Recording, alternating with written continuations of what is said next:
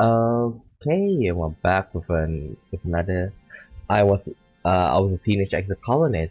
So what happened last time is that we turned 14. Well, we just turned 14, and one thing that shocked us is without a doubt, Tang. Come on, like what happened to her? Like she shaved her hair. Oh my god! I like well at least okay. Um, if I'm not wrong, I'm wrong. Okay, let's check our friendship. I'm at 67, pretty high. Without that, I'm going for tangent, and I'm going for tangent for this run. Okay, like I'm deciding. I decided to go for a second run, and that one is going to be with Tammy, and maybe with Anemone.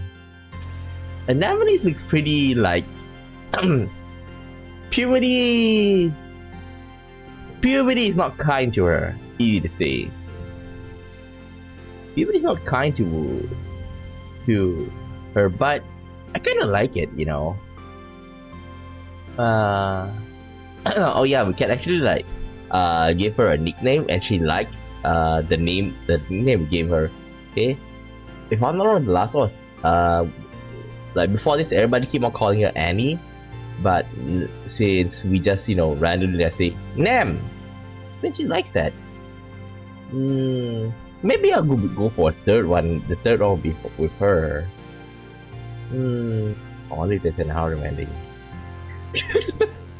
Persona 4 flashbacks.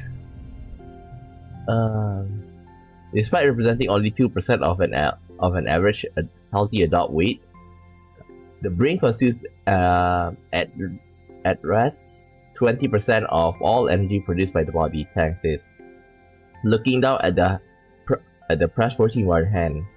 So many resources to maintain such a relatively small organ. It's an efficiency, don't you think? If anyone of us demanded such a large share of the colony resources, we would be reprimanded. Give me a second. Let me rearrange things. Okay. Now, what should I do today? +1 to physical skill for 3 months. Physical skill reduced by 1 heal by relaxing. Huh? Huh?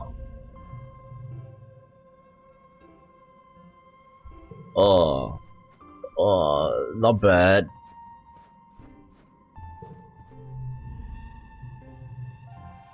Okay, what you working on?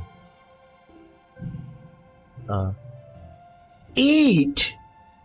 Sally's looking a little sickly. While I found this really pretty flower growing in the garden, I've never seen it before.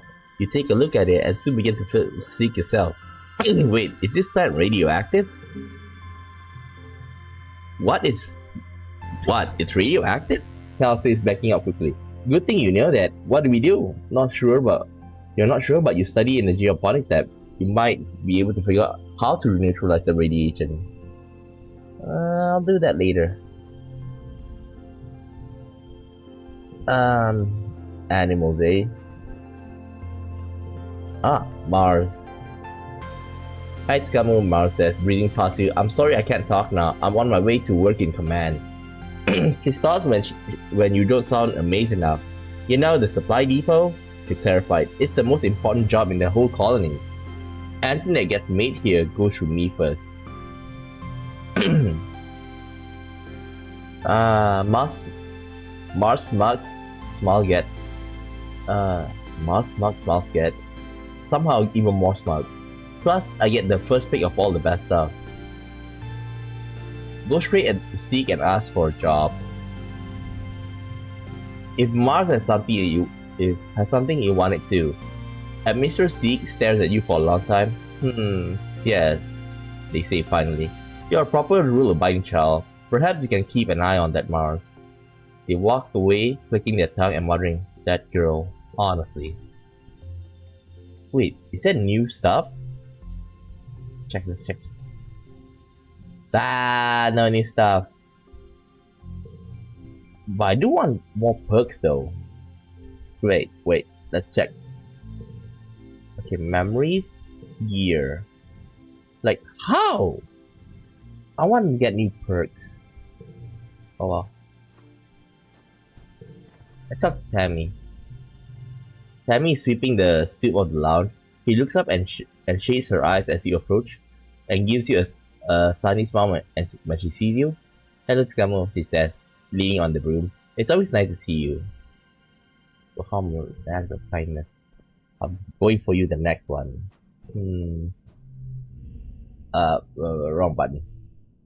Okay, 45. They say, physical, I'm gonna get bonus for physical. So I think I should go for investigation. So if that's the case, okay, plasma cutter. So let's go. You're injured and you should rest. Damn it! Damn it. Then let's see what gear should I put. Okay, this is best. This is better. Okay, defense training or sports ball? Which one? Wait. Hmm.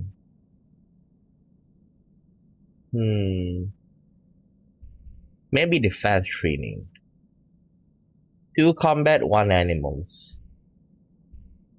But I think I should get my bravery up to 25. But it's not 25. It's supposed to be 33. Go quite high up and get the perk here first. Kombucha resides a really fun practice version of the game where you remove the net and only use your feet to move and pass the ball and try to kick it into the goals. He calls it football because, well, obviously. What a silly name. Get to work. Sports ball.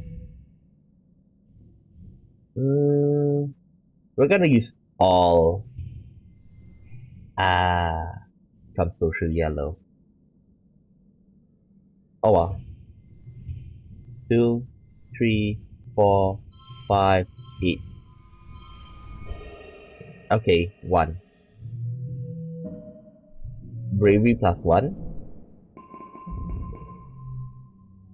It's your birthday. You wake up from a night of blissfully peaceful dreams. No nightmares, no premonition. Just a pleasant feeling of contentment. You stretch your arms over your head, blinking in the watery quiet sunlight that seeps through the porthole window. Things are always changing on Batumna, but you can't help but feel like things are changing. Things are changing for yourself too.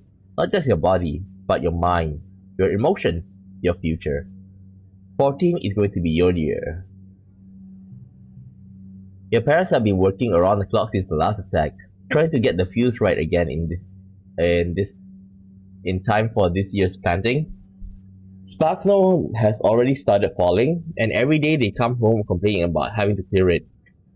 They ask you to ping them when you're awake so you can share birthday breakfast in your quarters instead of sitting shoulder to shoulder with everyone else doing breakfast service in the canteen.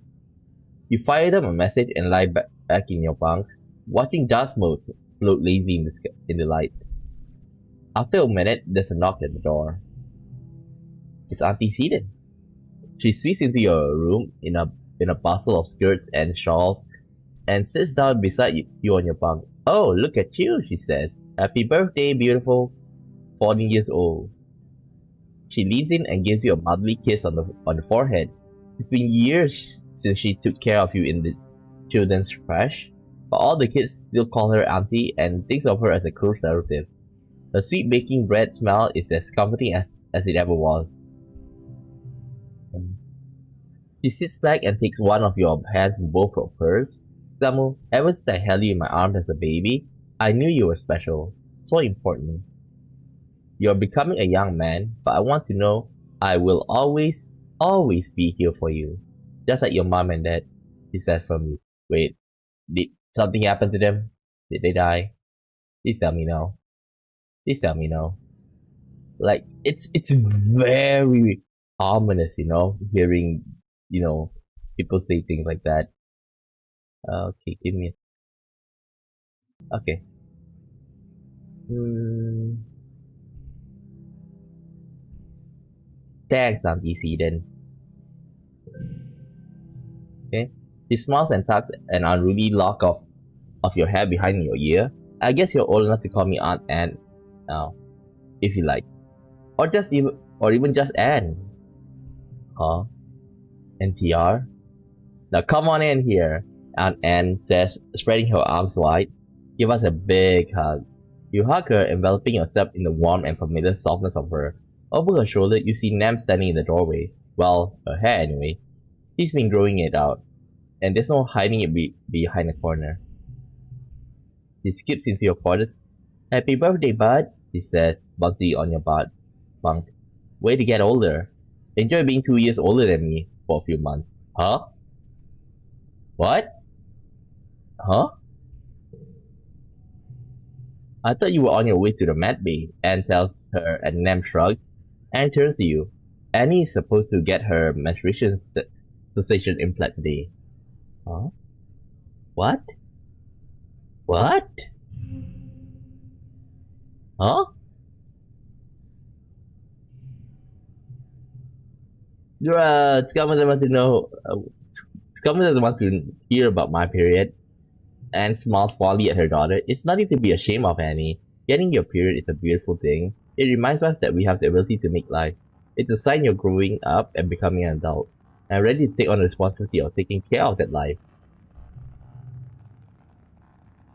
Nam wrinkles her nose and throws herself on your bed. I'm never making a new life.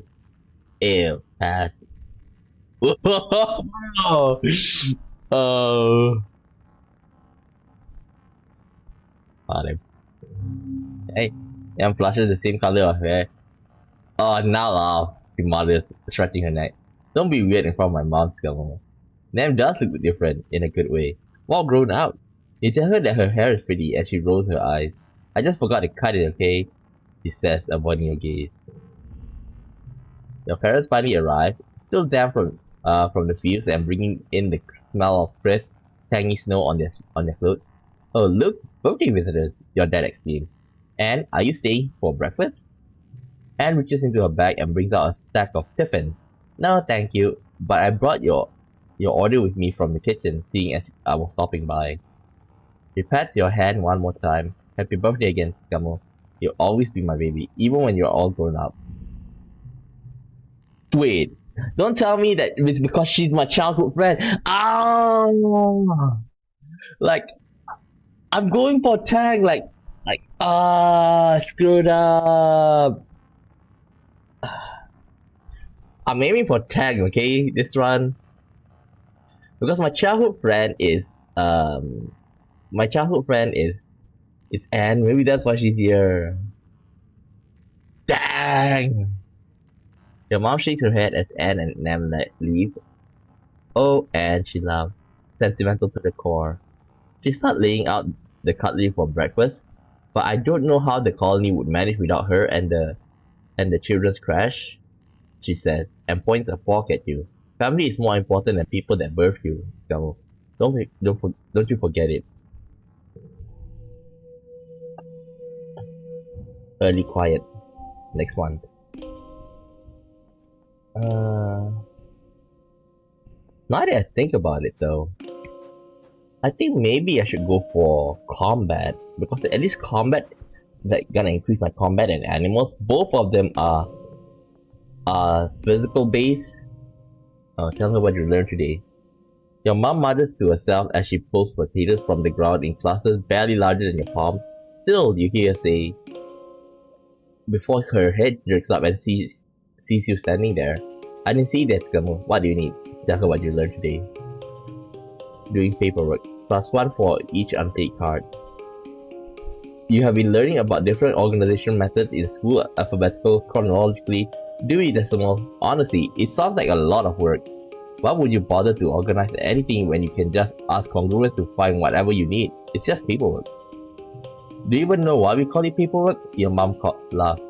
It's true. It's not like you're sorting actual paper. Back on Earth, we used to have to use paper to... Nah, never mind. He slaps you on the back. Good for you for having your your head together. See that? Okay, never mind. Okay, we're gonna go for defense training. You attend your first session with Security Chief Red, self-defense classes. It's a small class, mostly security officers and other adults. You and Nam are the only kids. She gives you a wink and cheesy thumbs up as you listen to Red rant about how everyone in the colony needs to learn self-defense. Well, basic self-defense, I don't think that you need, to be buff. Because what happened was, okay, let's go back a bit.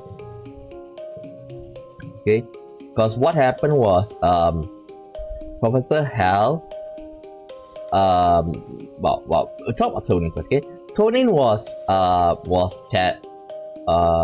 Tammy's father, but the thing is, Tonin here, she's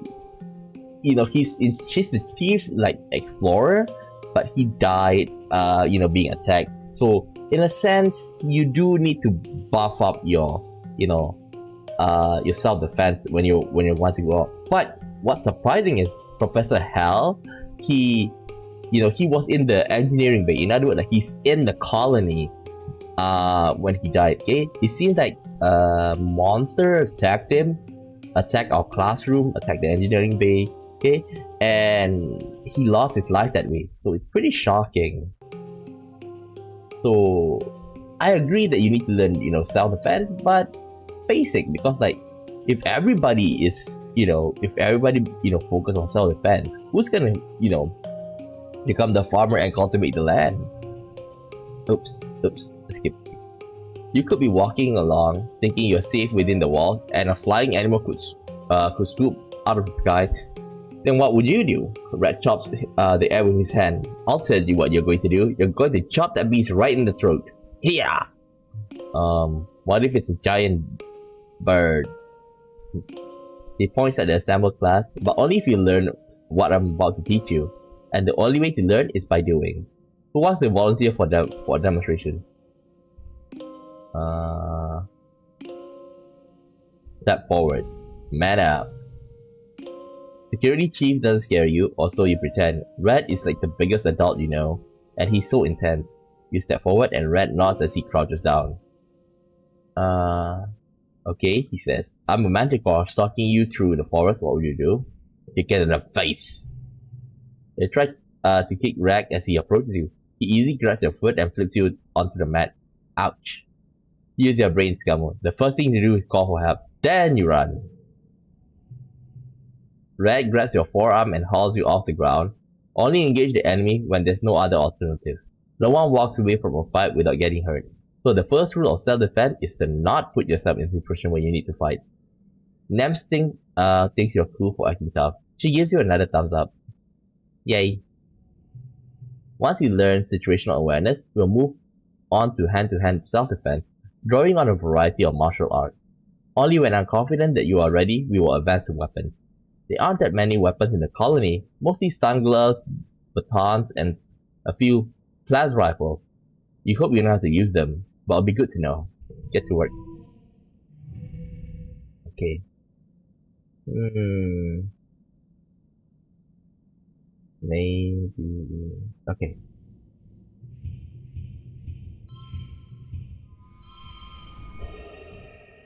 Okay.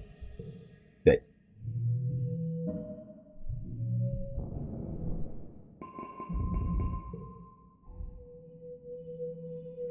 Mid quiet. Late quiet. Let's check if there's anything. Oh, we're bummed out. Oh, oh, I almost missed one. Let's check. Anything? Guess not. Guess not. Defense practice. Perception 29. Okay. Defense training. Nam and you train your very hardest in self-defense class. Sparring with her is a lot of fun. But so are the quiet moments too. When you're stretching out of your sore muscles, he shoots you a big satisfied smile. Get to work.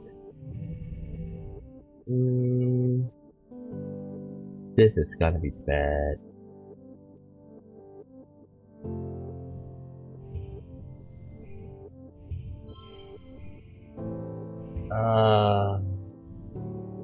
It doesn't look good. Doesn't look good at all.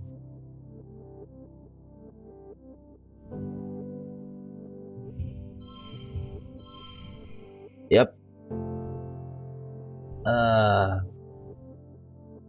Okay.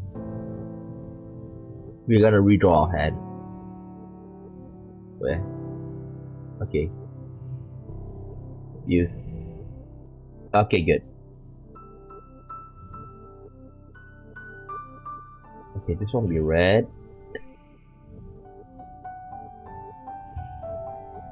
Like this. Okay.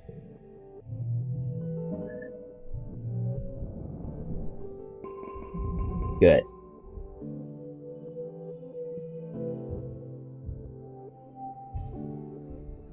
Early pollen? Ooh, Tang! You spot Tangent leaning against the wall outside engineering. She's yawning, rubbing her eyes and staring off into space. She startled as you walk up. Oh, Scammer, I was just taking a short break. Yawns are infectious. Join in and yawn too. Did you stay up all night too? She asked. I don't even remember when I slept last night. It might have been a few days ago. You haven't slept in 2 days? More like 3, she replies, then pauses for another jaw-cracking yawn. But as I said, I'm tired. Even my enhanced body has limitations. I don't need to sleep as much as other people. It's a genetic... What is? She says groggily. You know, a DNA enhancement. I sometimes even forget to do it. I should set myself a reminder. Hello, add schedule to sleeping nightly. 23 hours for 2300 hours for 3 hours. Her whole pulse emits a tone in response. Tangent nods sleepily. That should do it, she murmurs. Her eyes are practically closed. Find her someplace to nap. Tang follows you obediently into the engineering wing too. Too tired to protest. They slip into the mat bay and grab a blanket and pillow off a shelf. By the time you return, Tang's already fallen asleep curled up in an egg chair in the waiting area. You gently place the blanket over her, and she hums happily before going slack with much needed sleep. Tang. Like, I'm surprised that she cut her hair, but still, Tang is Tang. You can hear your dad sneeze all the way from engineering. It's explosive, like he's trying to scare away predators. He's wiping his nose as you approach, on a handkerchief blotted with shimmering pink. Lately, he's also surrounded by a fine dusting of pink pollen that clings to him wherever he goes. You keep brushing the glitter off things in your borders. Now, one thing about the shimmering is what they call is that, like, the pollen is like it's like trying to get into your body. And remember, Vertumna here, it's like the line between plants and animals are blurred because like animals can somehow take root and then be unable to move, and like the plants can somehow move. So that's the key. In other words, they're considered as half animal or half plant. And another thing is that it seems that this shimmering here is like it's like the pollen is like trying to like replicate itself in your lungs, maybe like turn into like not like a xenomorph that remember the movie where you know like a baby pops out of rips out your stomach and then comes out. Maybe not like that, but I think like it's changing our DNA and stuff, maybe. So yeah, like we did find out that this shimmering, like we still haven't found out the whole truth about shimmering, but still it's it's not good for us. Easy to say. He gives you a hug, then brushes pollen off your shoulder. Oh yeah, by the way, Dad here, Geranium, he have low immunity and stuff, so that's why like he's more affected to this than compared to the rest of us. You haven't heard him laugh much lately. He's been working hard trying to improve the colony's food supply. He's showing signs of malnourishment too. Though your mom is worse, you're worried for both of them. Your dad's skin is kind of shiny and patches. He sees you staring and rubs his hand over his arm. Sparkling dust poofs off him in little clouds, scintillating in the light. Oh yeah, that's a new symptom, he said. Seems harmless. Oh come on, who would say stay safe? You should see his chief engineering instance. Your dad waves you off. I will, he says placatingly. She's as busy as we are these days. There's no sense bothering her, he flexes. He's pretty strong and he's got nothing on your mom. And I'm doing fine, really, uh-oh. I got a bad feeling that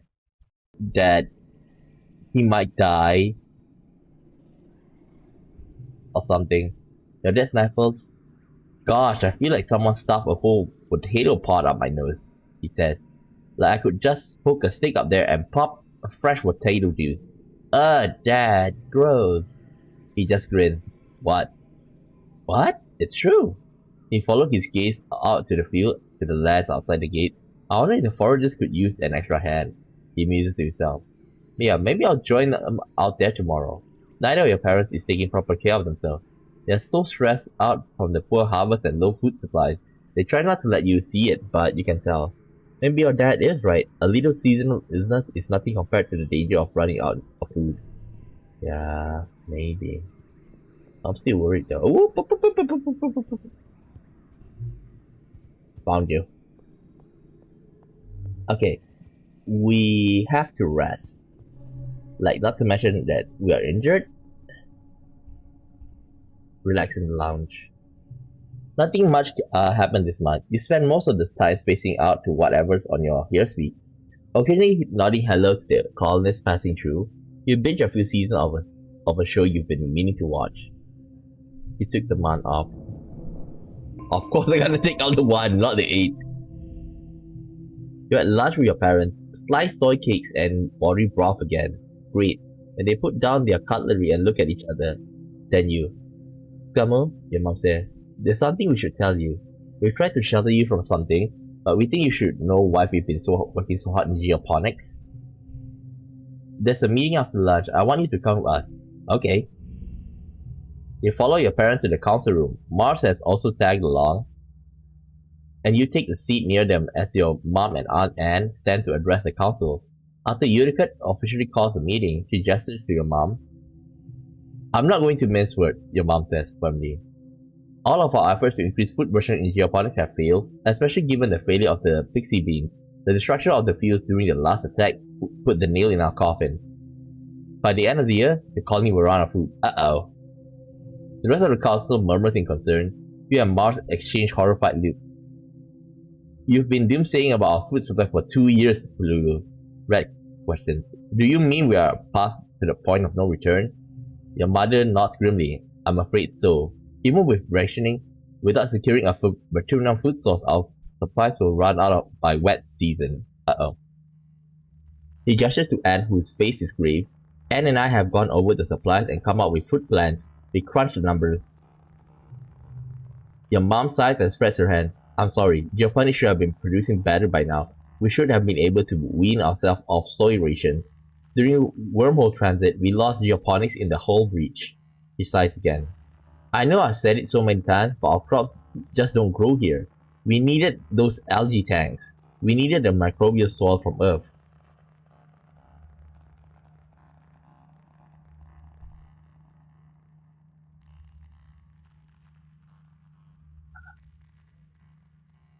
Okay, this is out. Adults screw everything out. Okay? If we say that, don't be, if we say why were we told earlier, just like, don't be such a crybaby, and kind of stuff. It's not mom's fault, okay? It's not The survival of the colony shouldn't rest on one person's shoulders. It's not fair. She's been working harder than anyone. She did everything she could. The council mumbles agreement. You decide they probably never really blame her or your dad. The only holdout is Mark, who crosses her arm and grumbles that it's clearly a problem with leadership. So what do we do now? Instance asks. Starving to death isn't an option. No, it isn't, your mom replies. We need to secure a food source by this year, before the rations run out. We're working double shift in geoponics, but it's not enough. We need more people in planting, turning the soil. We need more hands. Okay, we gotta forage. I can pull back the surveys and focus on foraging native plants for Utopia offers. Even the young folks can help. If they proven themselves, around the survey equipment, I'll send out holo message later. Starving. This has been the burden of geoponics for too long, Unicode says. It's time we all step up for our future. The council nods in agreement. Their stomach rumbles ominously. Okay, we definitely have to go foraging. Like, hopefully we'll find like a plant that we can grow, and that way, like, maybe this year's gonna be tough, but the following year we'll somehow make it. Okay, that's what I'm hoping for. Let's explore first. Let's see if there's any collectible. Okay, let's go foraging. Forage in the valley. Perception and biology.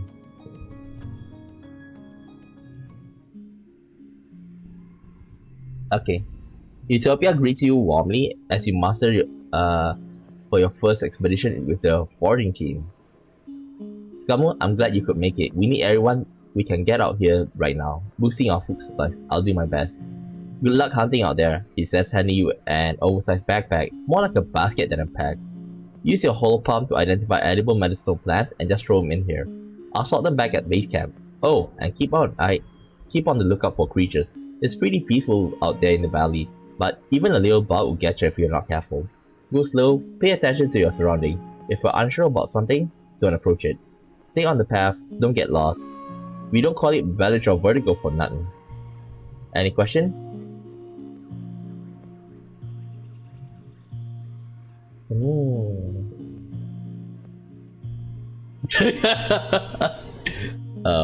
What a fine lady like you doing in a place like this? You cheeky hot pie, she laughs, shaking her head and vigorously waving her hand to shut you up. You're making fun of my accent? Go on now, you rascal. Yet. Shit. Red Xeno egg.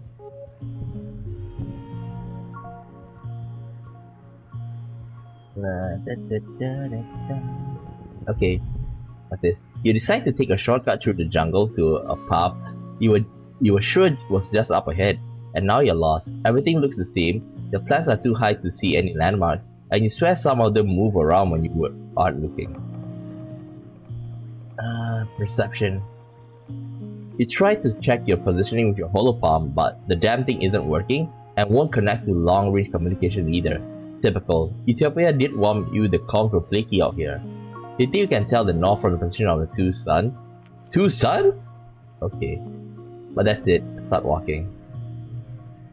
This is impossible. Every munch tree looks the same. You tie a scarf around one, hoping it will at least give you a landmark.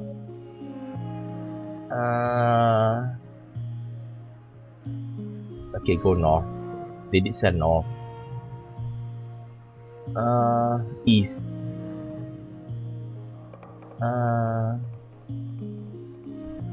South? You bumble across something. South? East? West? North? What the hell?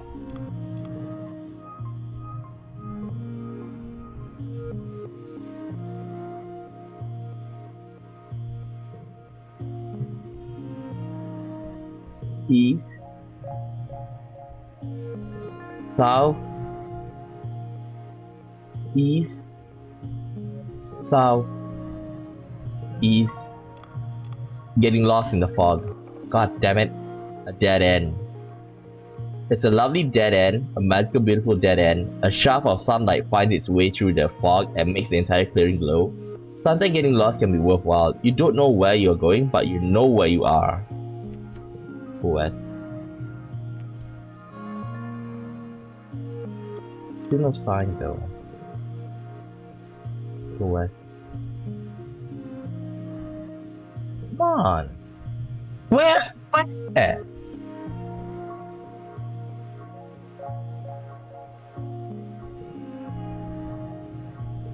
Go south and west.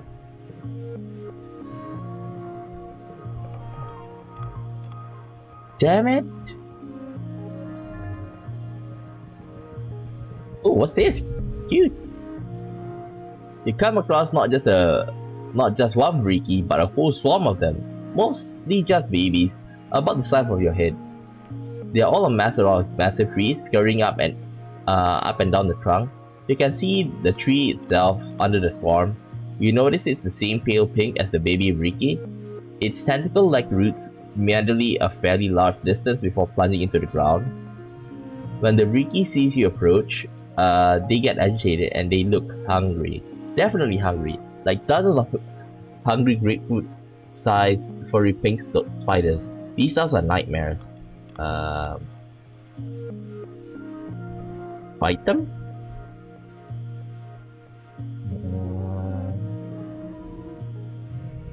This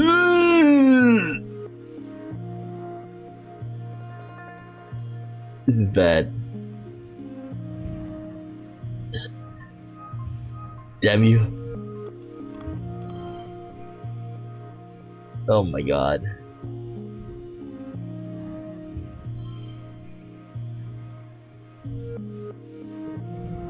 Okay. We're screwed, right? Okay. 2, 2, 2, 3. Next.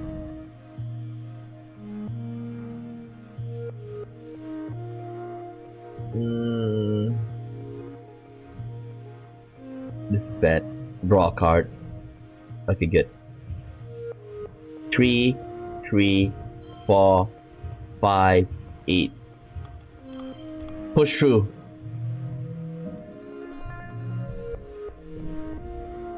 Well, that wasn't so hard. You smack a couple of them to the ground, and the rest scuttle up to the bows and hide there. You puff up your chest and bravely walk on. Okay. One last time. This is bad. An absolutely enormous tree forms part of the path here. Its roots cut natural stairs into the path. Its magnificent canopy of large flat leaves completely blocks out the sky. They arc overhead almost to the ground on the other side. Walking under it is like going through a tunnel. In the tunnel, it's dark and gloomy, unseasonably cool, and filled with the whispering of leaves. You get the sense that something is aware of your presence. Climb up it. You climb up onto one of the big flat leaves, surprised that it can actually support your weight. Neat. You get high enough out of the fog to see the whole area. It's very pretty, but nothing else happens.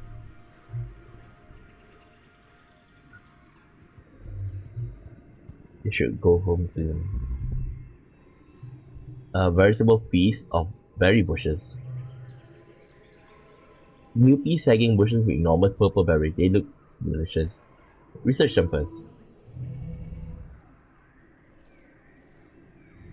Okay, we're gonna use this. Good. Okay, we're gonna use. Oh, wait. 2, 3, 4, 4. Good. Good. 31. Okay, we're gonna use our green. See, 2, 2, 2, 4, 5. Okay, push through. Victorious. Oh, these purple berries? They're not even in the holopedia as berries. They're some kind of explosive seed pod. You take a few steps back, careful not to set them off. Step 1 off. Harvest them. As soon as you get your hand around one of the fist-sized berries, you hear a pop and feel a rush of heat against your face. These aren't berries, these are exploding seed. Ah! Oh wow. Screwed up. 2 perception, 3 biology. Mid pollen? Next month. Okay, we need to rest. Ooh, what's this? Can I pick it up? Guess not. We need to forage because like we're running low on food. Hopefully we'll get something out of it. Press. Relax. You sit at the window and watch people hard at work in geoponics. You feel guilty putting your feet up when everyone else is working hard, but who could blame you? The family has you stressed out. Maybe you could help out next week, or could join a foraging team to try to bring back some food. But next month, you can't summon the energy to do that right now. Took a month off. Top 5 facts.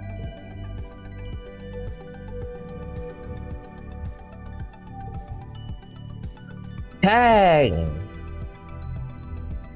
You spot Tang sitting on a large boulder outside the lab. He's eating a pressed soy bar ration with determination, ultimately bites with huge gulps of water to wash it down as quickly as possible. What are you doing out here? She stops her grim work long enough to acknowledge your question. I hit the limit on the number of consecutive hours they allow me to work in the lab, he says. So I'm taking a break, he says, making mocking air quotes around the sentence.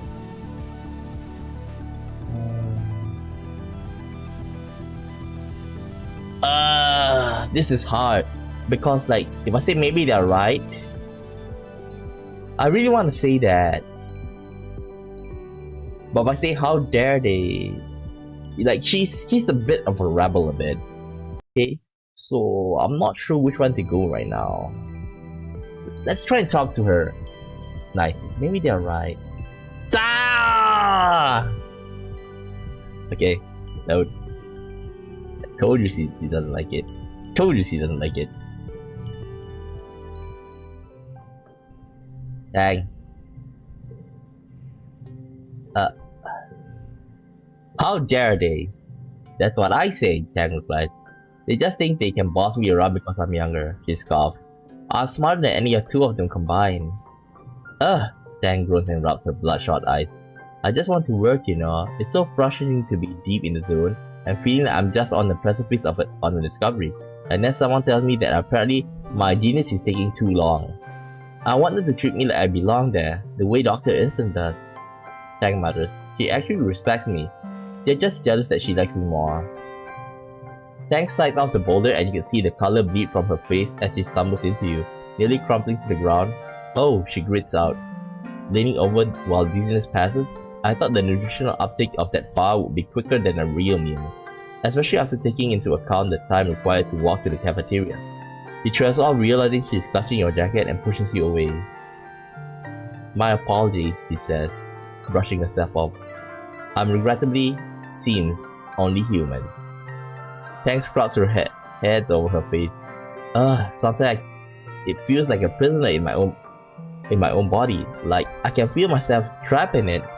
This stinking, sweating bag of meat and bad impulses, stuck with the burden of keeping it alive every day for the rest of my life. And her voice breaks. Tang, wait, are you crying? Tang scoffs and wipes her eyes angrily. Reflexive lacrimation is an evolutionary response to emotional and physical stress, she snapped. In other words, no, I'm not crying. It's just this resentment for my physical form. It reminds me when I was a little, and Instant used the gene tag to give me this body, the right body. Only this body is wrong too, she adds quietly. It's right in a lot of ways, but it's still imperfect. It's still human. If I were an AI, everything would be more simple. I could just do my work. I could just do what I'm good at. No messy biological functions. No emotions. Just clear and beautiful purpose. I hate this. Jeez, thanks, Knuckles. I hate feeling like this. I am going for Tang! Okay? I'm going for Tang, and that... There's nothing gonna change, okay? I think you're beautiful the way you are. Day! Thanks God. How nice for you, You're right. People finding me attractive makes everything all better. Ah! Ah! Ah! Ah! She wipes her eyes, raises the jacket, and takes a deep breath and holds it for 10 seconds. Her eyes close. By the time she opens them again, she looks already like ready to go back to work as if nothing has happened. You admire Tanger's determination, but sometimes you think it might come at a price. I think this is the correct one. I think this is the correct choice. But she may hate me first, but later on maybe like, do you still think I'm beautiful?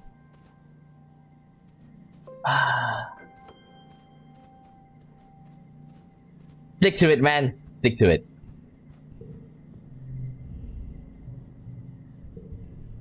Oh boy. Okay, remember we gotta forage. Wait. Oh, you can work in geoponic. Work on the farm.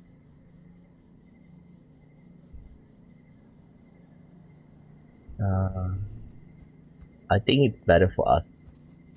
Like, I don't want to level up my biology because like it's basically almost maxed out. Forage.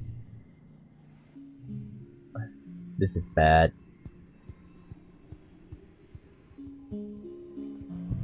We're probably gonna find something at the end. That's what I hope.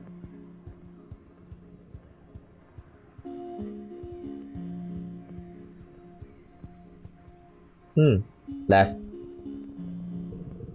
Ooh, egg. You come out of the trees into a large grassy clearing in the middle. It's well, you can only describe as a pedestal. In the middle of the cradle of flowers sits a massive egg, easily larger than any egg you've seen before. It's white with red flag, and it's just sitting there in the middle of the clearing, totally unprotected. Menacingly. Take it. You put one foot on the pedestal to brace yourself. This thing is huge. However, as you do, the pedestal starts moving and it starts rolling. Its flowering appendages unfold to reveal a face of a manticore. It narrows its feline eyes at you and rumbles in warning as it stand it to its full terrifying height. You figure out where the egg came from. With your arms full of the egg, you can't really fight. Your choices are limited. Keep the egg and run. 77. Damn it.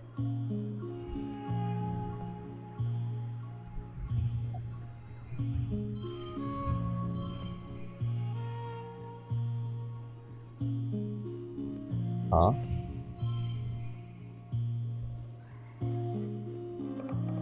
Okay. Wait. What about this? Okay.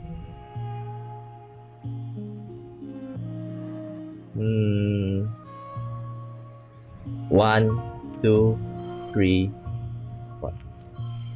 Oops. Like this. Next round. Yeah, this is hard.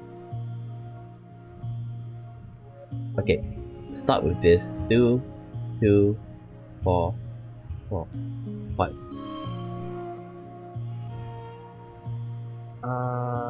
Let's do to a card. More! Push through. Victorious. You stumble blindly through the clearing towards the relatively safety of the trees, the cumbersome egg blocking your view of your own feet. You fall a few times, just barely manage to scramble out under the claws of the manticore. You actually You eventually find a member of the Expedition Protection Squad who fires a warning shot with a plasma rifle over the Manticore's head. It roars in defiance and slinks into the trees. The egg's pretty addled from all the running and falling. It was going to hatch before.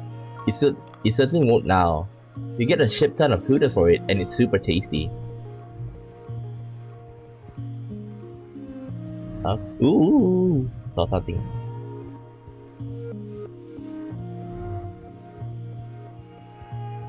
Come on, let's forage. This. Damn it. A dense cloud of pollen makes it hard to see even your hand in front of your face here. It's good you have a helmet with filter. It's not perfect though, and it doesn't have visibility. Find another way around. Damn it. Perception. Fine, stroll through. No problem this time. What's this? You find a triplet, a large tasty, plant? Kind of. You heard it's sort of like an animal too. Like a lot of creatures of Matuna, it kinda defies classification. Whatever it is, it's huge. It's practically taller than you are, Harvard. You start breaking off the freshest and youngest looking shoots, the plant shudders. Analyze the shudder. Damn it.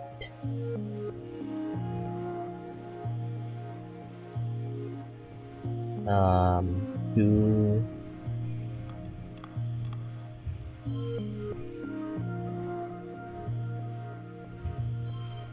this.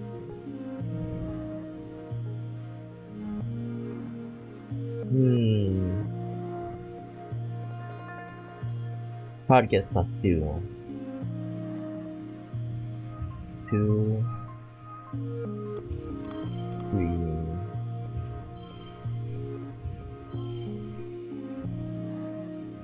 Okay. This one here, but I'm gonna change it.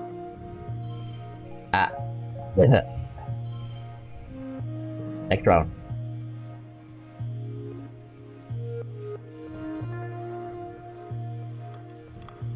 Okay, maybe like this.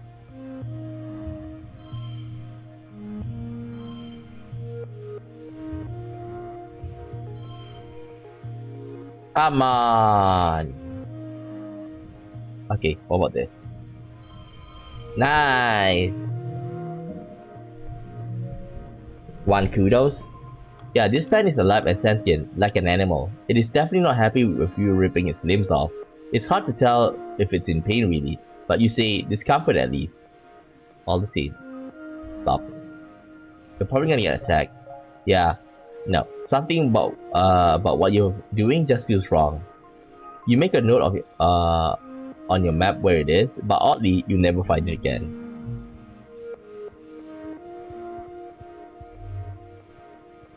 Let's continue. There's a lot of events.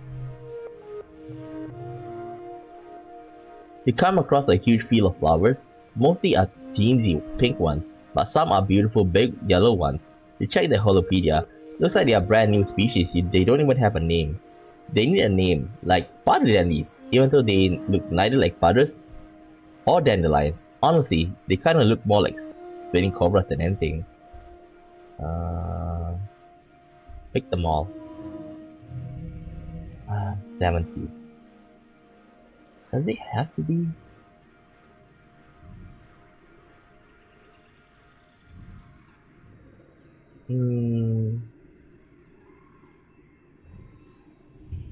Three.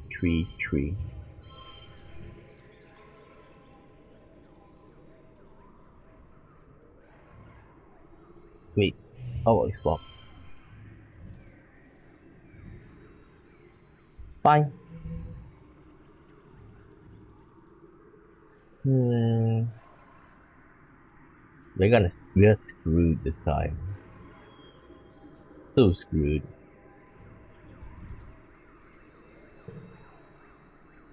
So screwed. by number. Okay.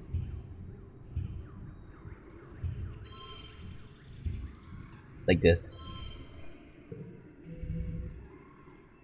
Okay. Okay,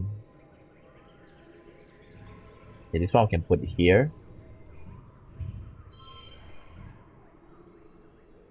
4, 4, 4. 65! My god.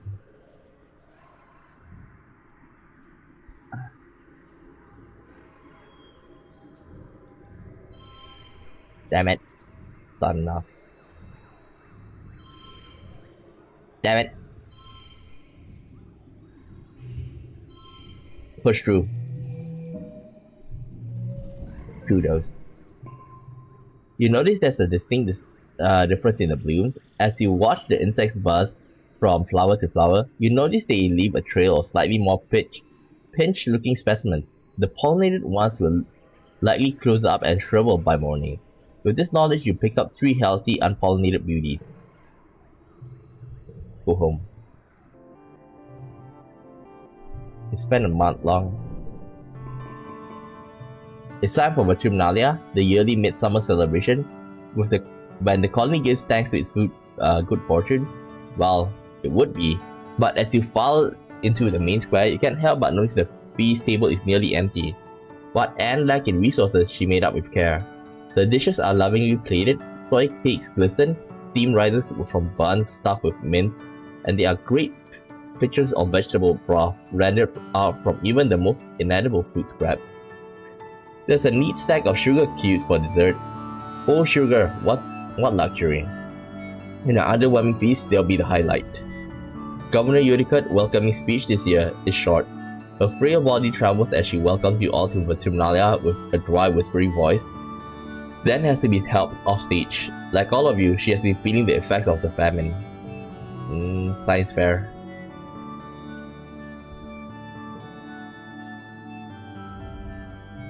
Tang reworked her project from last year. You remember it's something terribly complicated about cell differentiation in Vatumnan species, plant, animal, and fungus alike. She melted down when Dr. Instance pressed her on something, but this year she's all business, back and better than ever. She has not corrected her error, but added ton more complexity and depth to her analysis. Instance listened intently and congratulates her on her marvelous comeback. For her project, Tammy explains the science of baking and how the humidity here affects making bread. It's bad science, she doesn't actually explain how, just that it does, but it involves 3 samples for the judges. Everyone is hungry, so this goes over very well. As she explains her creative substitution given the famine, it's clear she was doing some science, just not what she said she was doing. Half marks for a scientific process. You're up next. Remember? We are at max stress. Okay.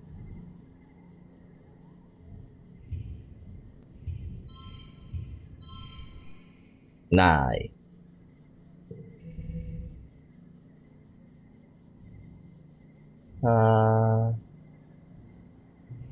Put all the 2s. Go. Okay, all...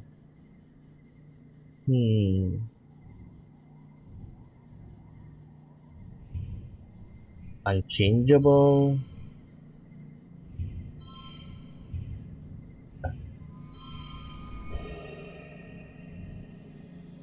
Okay, good enough, we win. No skill changes. You've been studying the yearly attack. They only happen during glow, but why? You've been graphing and analyzing the survey's data on the animals and discovered the attacks don't correlate with natural behavior or migration patterns. You thought at first that the wormhole might agitate them. It does put off a low frequency wave during glow that haven't been fully studied, so a year ago you started monitoring the waves and realized there were actually 2 waveforms, one for the wormhole and a weaker one based somewhere on the planet. During glow, when the vibration from the wormhole are present, it seems to activate something in the planet's frequency, making it stronger and more complex. These frequencies run right through the colony like targeted beams, drawing animal migrations closer. It's almost as if something is summoning the animal. The judges are amazed. Oh, colony defense, tangent, Tammy. Gain status popular. The judges are amazed. This is a huge breakthrough, and it all happened just because you wanted to win a science fair. You have a lot of work to do to be able to use this theory for forecasting the next attack, but Red is excited to study this further. You win this science fair, hands down. After the festivities, the whole colony takes a few days off for a break. Well, except for geoponics and the foragers, the kitchens, and everyone who uses the break from their usual work to to help out the place that didn't close. Okay, it's not really a break, but you try to take it easy anyway. Okay, I'm popular. I'm popular? So I'll do something that give me a lot of kudos. Let's supply depot.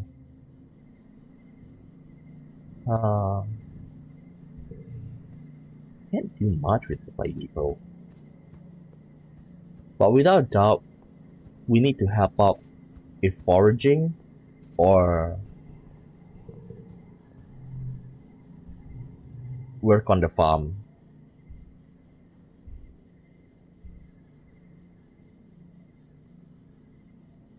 And kudos. I think I'll research one time. Back in the lab, we have all the right equipment to properly examine that radioactive plant you found. Maybe you can find a way to protect yourself from them so you don't need to drag a radiation-proof suit with you every time you go to that part of the planet. Radiation poisoning isn't the killer. 40.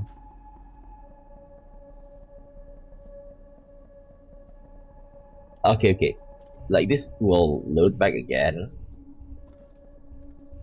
We'll load back again. We're not gonna go until we get a couple more engineering. Work on the farm. A proud day for your mom. You're finally following in her footsteps. She meets you at the gate at the garden. Hello, Sprout, she says, sounding chipper.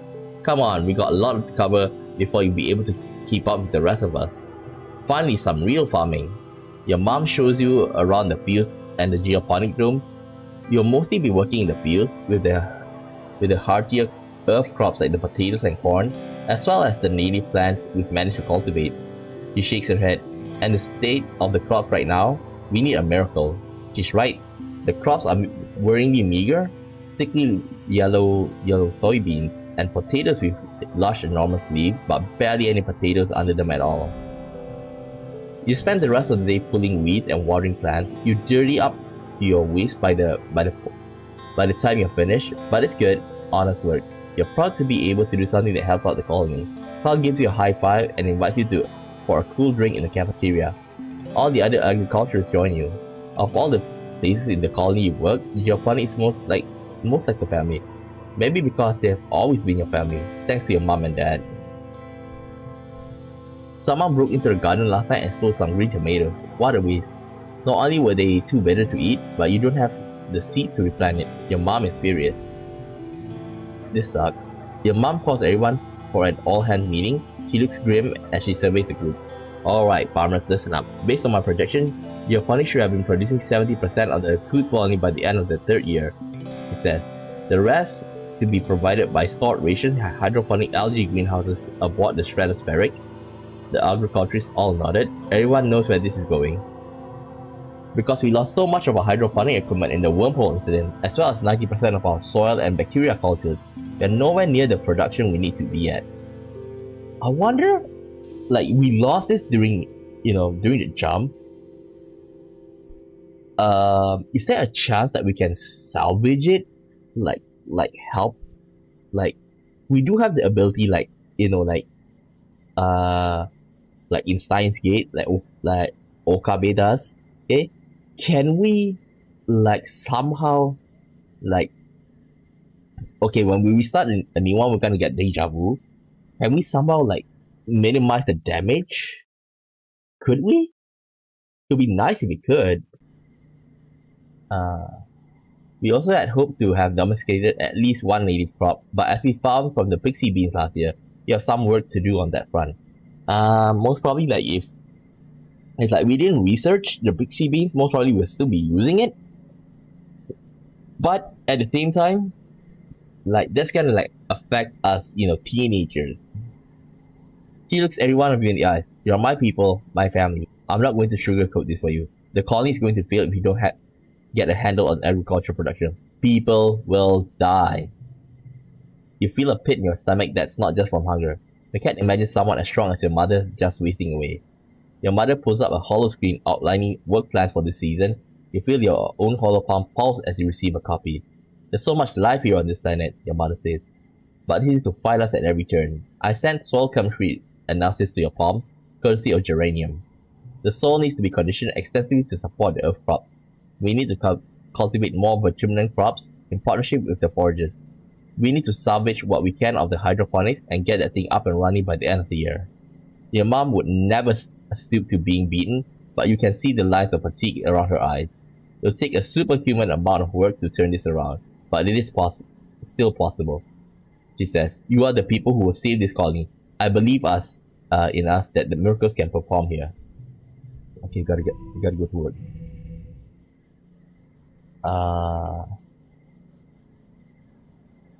28. Okay, this is not that hard.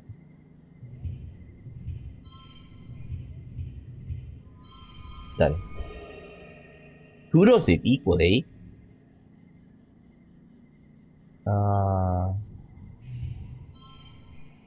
It.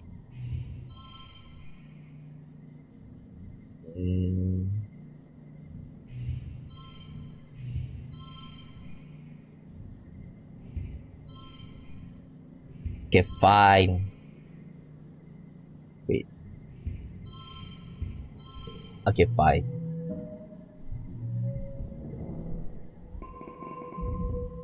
Biology Mac. Enhance your DNA in engineering. Huh? Enhance your DNA in engineering? Okay, let's go and check it out.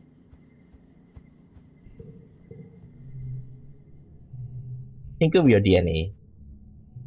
Of all the people in the colony, you understand genetics the best, besides Dr. Instance probably. She trusts you to attend the gene tag machine. With access to the machine like this, you should be able to give yourself a new genetic enhancer. Sure you probably shouldn't mess with your genome too much in vivo, but one little change wouldn't hurt. Of course I want to.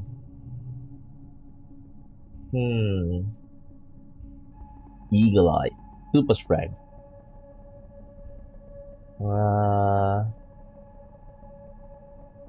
I'll think I take Super Strength.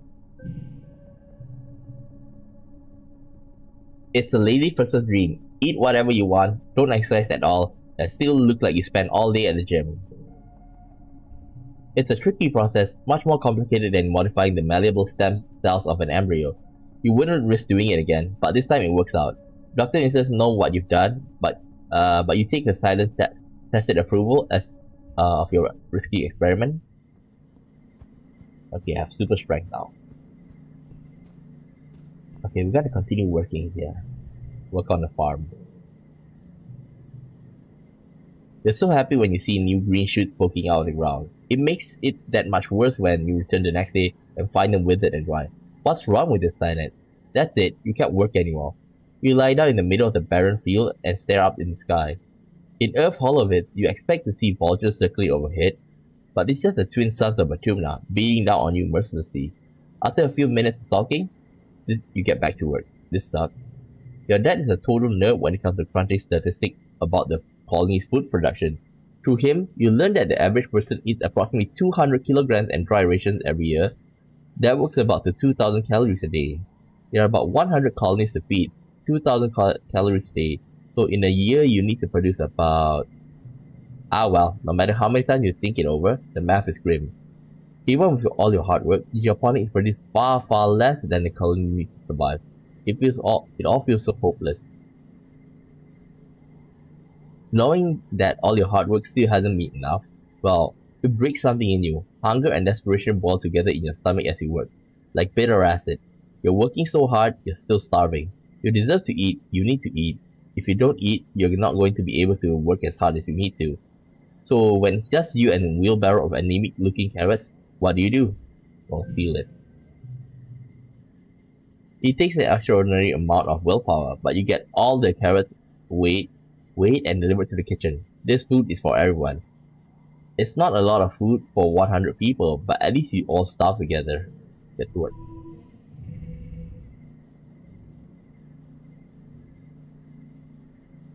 Heart becomes tree.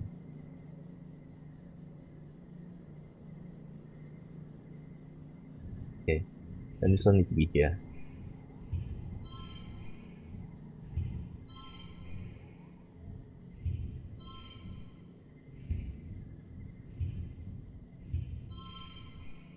Push through.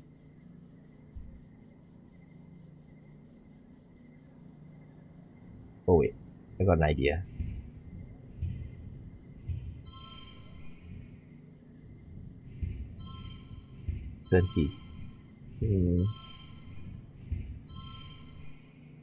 Either way, it's fine.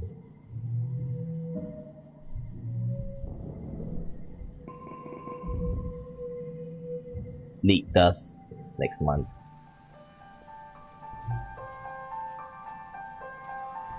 Stuff. You need a break soon. How much? 95. Oh yeah. Here.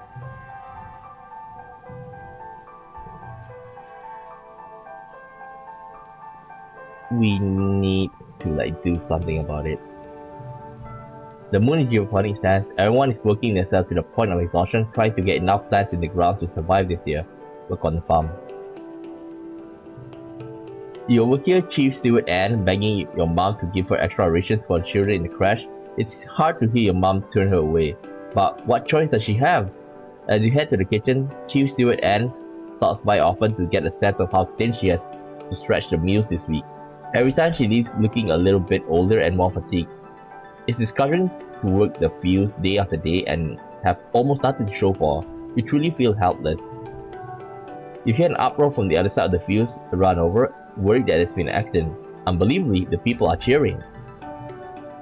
Your mom proudly holds a potato plant over her head in one hand, her biceps straining under the weight of the tubers that are and the clumpy brown soil. You count 3, 5, 7. 7 perfect mature potatoes, and on just this one plant, stretching all over in the field, to the leafy green tops of other plants wave in breeze.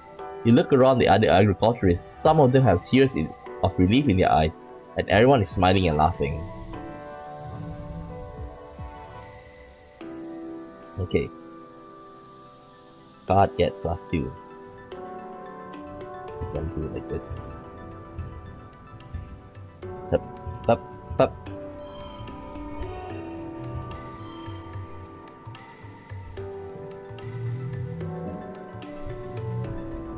Done. Oh, we got an event with. Okay. You catch Carl at the gate to the garden. He's carrying a big bucket of rock. Hi, Scammo, he exclaimed. Oh, I'm supposed to tell you there's a new park near Geoponics now, Carl says. We can run around all we want, and nobody says we are trampling the field. You should come and play there sometime. Relax time in Geoponics. No. I want to go with Tammy.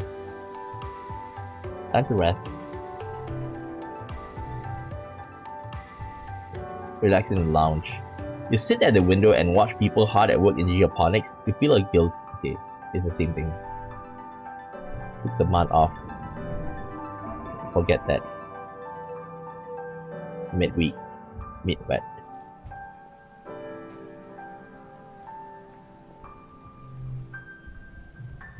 Okay, work on the farm. Your mom was really counting on the rice crops to flourish on Matuna, but no luck. The soil just isn't right. It hurts to have lost such a stable crop. You find your mom almost collapsed over a sack of soil, her head in her hand. When she hears you, her head snaps up, and she wipes her eyes. You try to leave quietly before she realized you saw her cry. This sucks. You work yourself to the point of exhaustion every day, but you don't even know if you're doing good anymore here. And wait,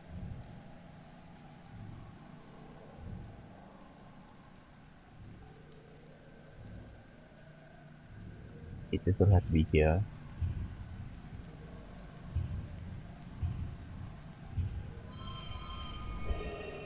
Oopsie. This? Equal.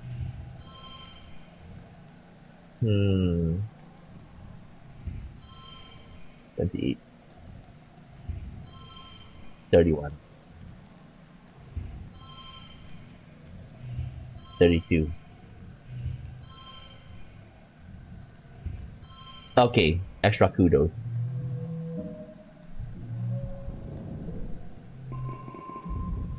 It's been 3 seasons of heavy food rationing, getting more and more strict as the year dragged on to the field, and the fields continue to struggle. You've been wasting away, you all have.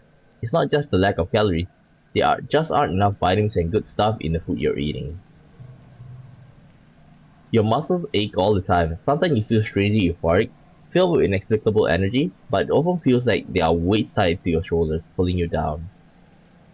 You're tougher than most, but you still have trouble sleeping, despite being tired all the time. You spend the whole day in daze fog.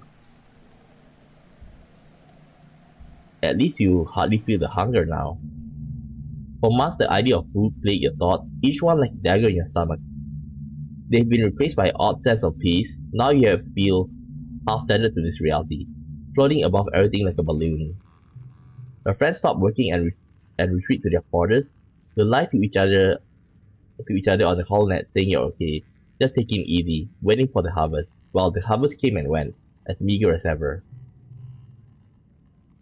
Your mother still hasn't given up, never rests, never stops working. As much as your dad begs her to, she must be sleeping in geoponics because you hardly see her in the family quarters anymore.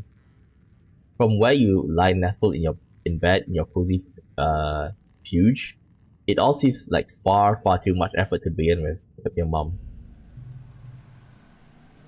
Super strength perk. Biology. Absorbent brain perk. You're out there in the fields with her, being her sidekick helping fetch things. She never slows down. When the roboplow finally breaks under pressure, she doesn't. She's out there even longer doing everything by hand. Both your parents feel responsible for this famine, but as head of geoponics, your mom takes it personally. She's been skipping meals, relying on water and pressed soy bar ration. Just enough calories to keep her body moving, but not enough to stay healthy. Yet she never lets up, working herself to the bone, barely even sleeping, increasingly sallow-eyed and gaunt. You and your dad try to slow her down, but well, she's a stubborn woman. If not her, she says, then who? You and your dad are in the lounge, slowly sipping your vegetable broth, when there's a commotion at the door. Someone runs in, gasping for breath, yelling for you and your father comes to geoponics. Uh-oh. You run over, knowing deep in the pit in your stomach that something terrible has happened. When you see the face of agriculturist, your mom's people, you know that feeling is real. Your dad sees her body first. He lets out a cry like something you've never heard before. A deep, unimaginable pain, dragged out from the darkest part of the field life.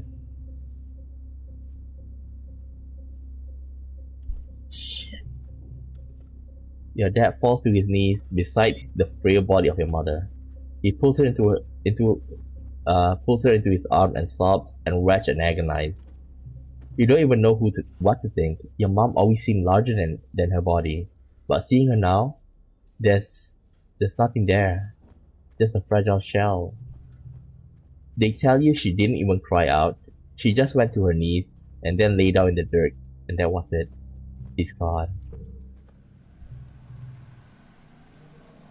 Your mother's body is taken to the incinerator room, and that night the colony gathers to pay their respect, attend the funeral. The incinerator room has been cleared, and a wreath of flowers has been placed over the mouth of the organic recycler. Your white astranthia, your mother's favorite flower, carefully carried from Earth with the hopes of flourishing in Matuna, just like you. You stamp your father and Aunt Anne, Unicode and the rest of the and the council are here, including Red. You're surprised to see tears rolling down his face. He's a hard ass in the garrison. Cal is here with all the other agriculturists. The rest of the colony waits in the canteen to offer their condolences after the service. Governor Unicode gives the eulogy. As a colony, we share our blessing, she begins solemnly. However, today, in sad company, we gather to share the burden of our grief. Fluorescent was born on Earth, but she is more than many of us exemplified the spirit of endeavor to bring life to beyond the stars. She bore life not in her body, but bringing it forth from the ground she so faithfully attended. The debt we owe to her is the kind that can never be repaid, she continued. It is a deep, unbearable grief that we must continue on without her, in awe and respect of her sacrifice, the depth of which was never expected of her, but which she did not expect anyone else. It is on her strong shoulders that she carries us still.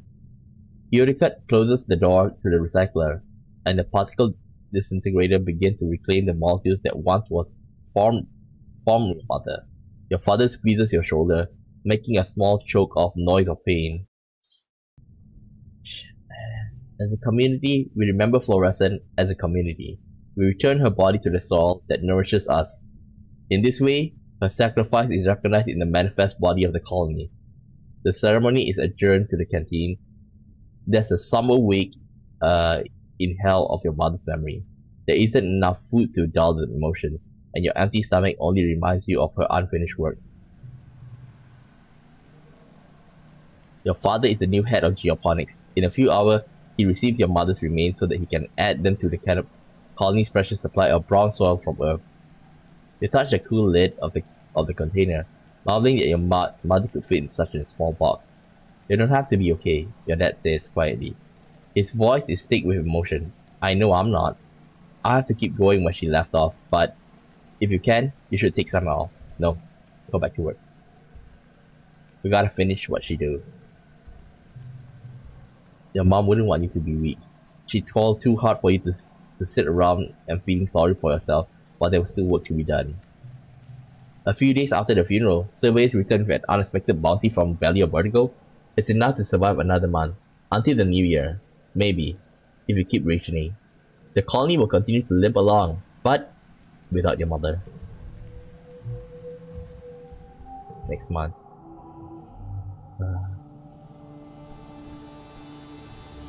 Okay, we have to relax.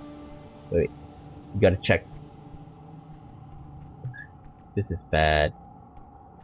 I don't think we can survive. Like, we have to make a new run.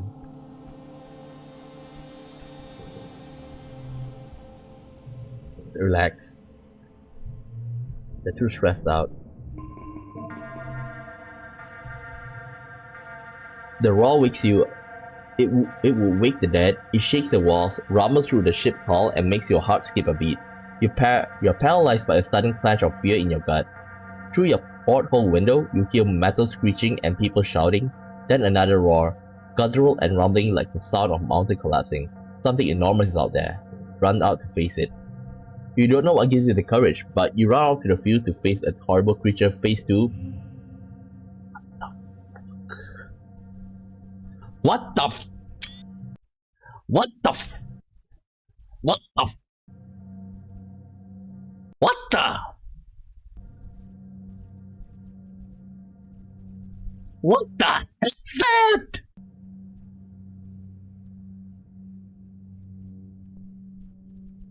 It has no face.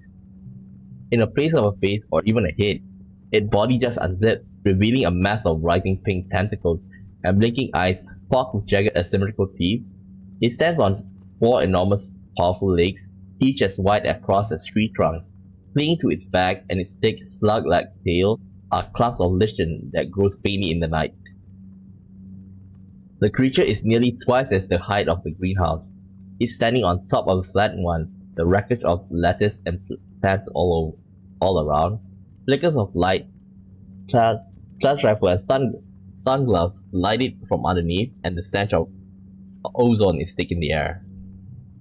You see Nam and her brother Kong darting in and around his legs with their twin shocks of red hair. The faceless creature lurches into another greenhouse, obviously to the soldiers trying to hurt it with. The monster left a trail of destruction from where it smashed through the walls. The smaller creatures are pouring in through the gap and heading towards. They're headed straight for the command. You watch helplessly as the hordes of animals storm command, sneaking through torn away panels and smashing through windows. It's too far away to hear the screams, but Governor Utica is inside. You have to do something.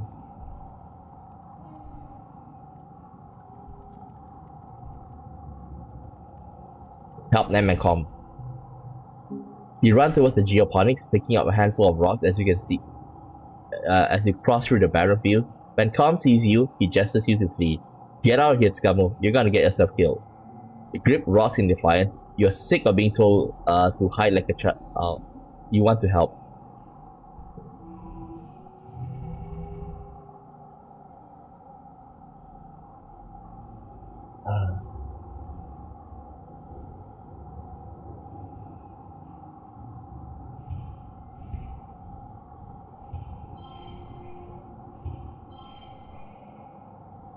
Okay, I know what to do. We're gonna use the one.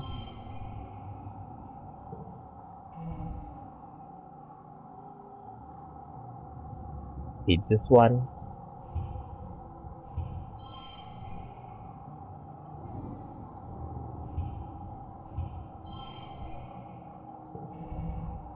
Okay, this.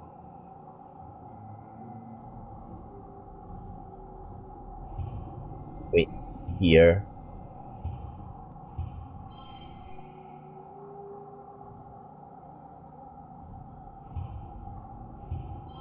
Wait. Push through.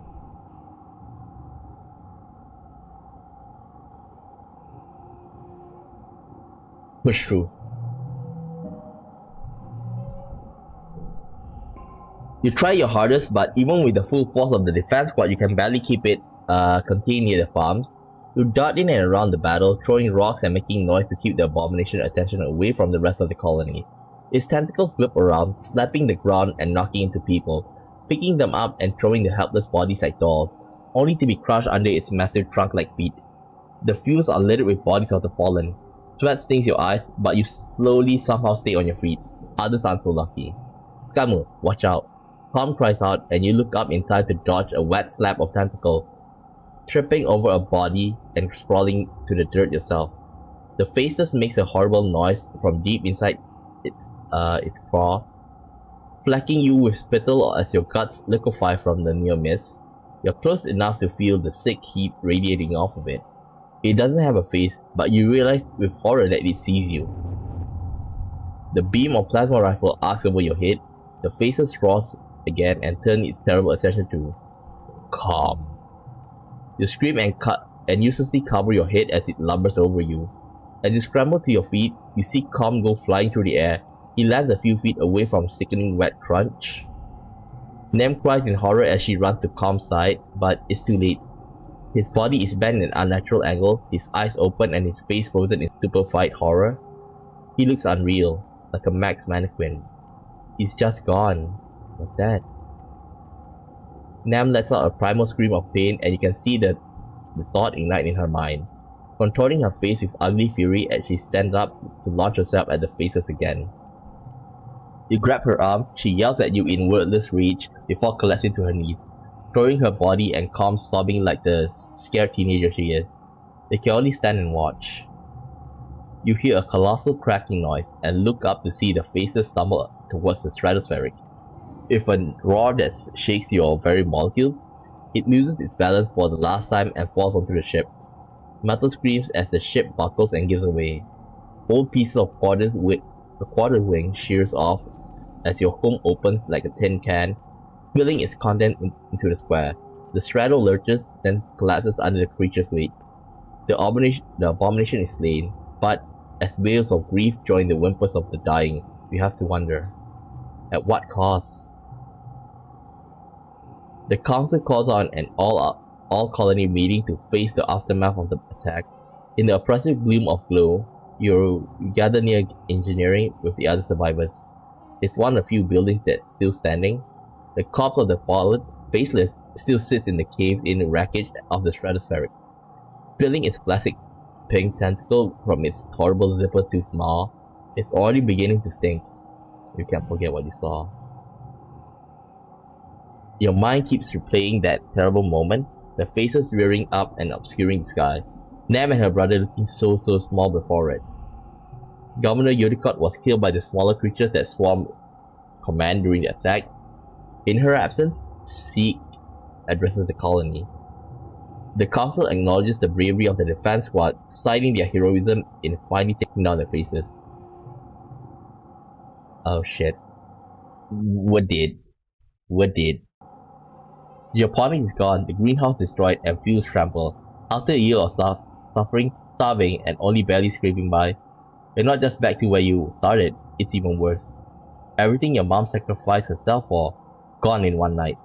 The entire front of the stratospheric has been destroyed. The living quarters, canteen, garrison, the lounge, even the crash, it's all gone.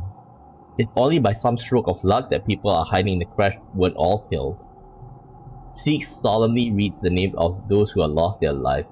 Too many, including Governor Yodicott. You all stand for a moment of silence. You feel the weight of loss like a blow to your chest. Nam and her family cry out when her brother's name is called, and their quiet sobbing continues through the silence. With the living quarters destroyed, everyone moves to the engineering wing for shelter. You're crowded into the classroom with other families. The adults try to make it seem like a sleepover, but you're all still so shaken. Tammy doesn't return to the classroom. The little one's got out okay, but she's still in the med bay, and will be for a while. Nam cries about her brother, and screams at anyone who tries to comfort her.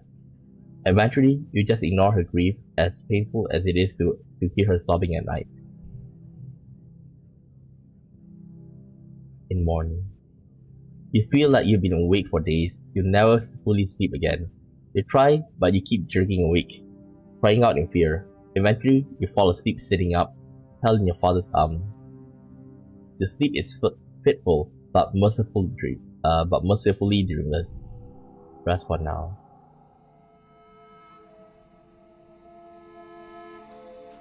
Look at that.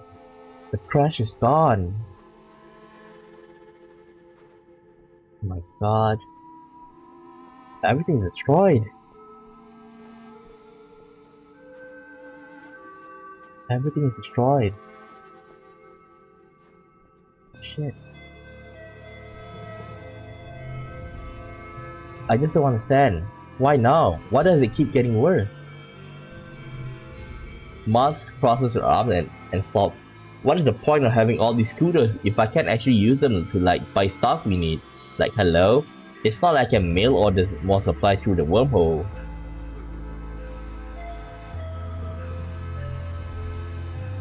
It's been hard to talk to your dad about everything. Losing mom, then losing the colony right after. It's too much to take. Neither of you know what to say. I know it's hard, Cal says, fiddling nervously with a tassel on the shirt. But I just think, what would your mom do right now? She wouldn't complain, that's for sure. This is examining a bit of the rubble, turning it over in his hand. I wonder if we're ever gonna find, alien tech, he says. Wouldn't that be cool? Oh my god.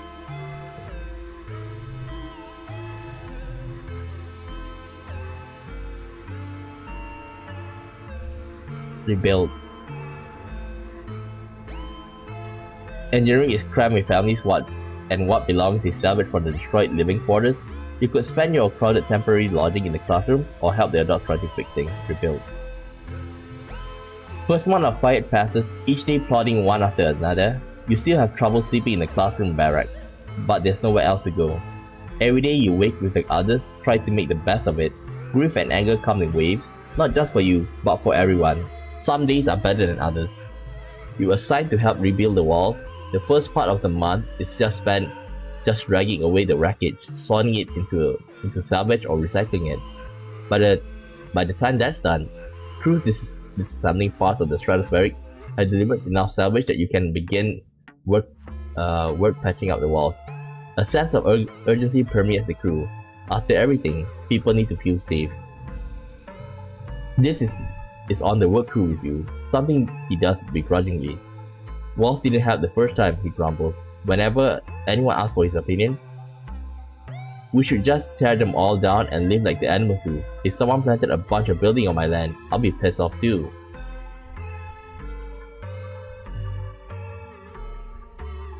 Work hard.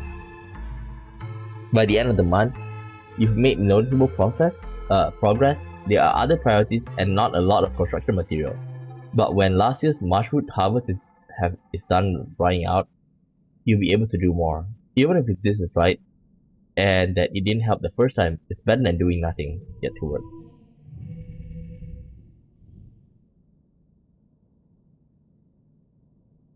First collectible use is free. Okay. 5, 5, 5, 5, 3. Push through. But definitely not gonna survive. The sun finally dawns again on your birthday. You wake up early and climb to the top of the engineering to watch your first watery rays break the horizon as the wormhole recedes across the sky. Dawn should represent hope after a long period of darkness, but this light only reveals the full extent of the damage to the colony. You've been having trouble sleeping like most people. It's hard to find rest, crammed into the classroom with all the other kids and family, and every time you close your eyes you see. You shake your head to clear the memories. You pull your blanket more tightly around your shoulders. Not your blanket, this one's gone, and stands out as the sun rises on the horizon, meager and sickly. Hey kiddo, you hear. Then your dad comes and sits down beside you. I was looking for you. Nice view, huh? At least we got a rooftop patio out of the deal. He laughs at his own joke, then just sort of trails off with a sigh afterwards. He puts his arm around your shoulders and sits in silence for a while, watching the sunrise pick out all the broken glass littering the field, glimmering like a field of stars. Neither of you really know what to say. It's clear your dad feels like he has to give you pep talk, but there's an oppressive nature to the silence that makes it feel impossible for either of you to start. Eventually, he just sighs and his shoulders slump. I know things seems pretty bad right now. It's more than pretty bad. It's terrible. He says, squinting into the sunrise. It sounds like it's taking all his effort not to cry. But it'll all get better. It has to, right? You're not so sure. At least your mom wasn't here to see this, he mutters. That's the silver lining, I guess. You watch the sunrise together for a few more minutes. After a bit, your dad musters up a smile. He pulls out a little box tied with a piece of gardening twine. Happy birthday, my little Radabanga.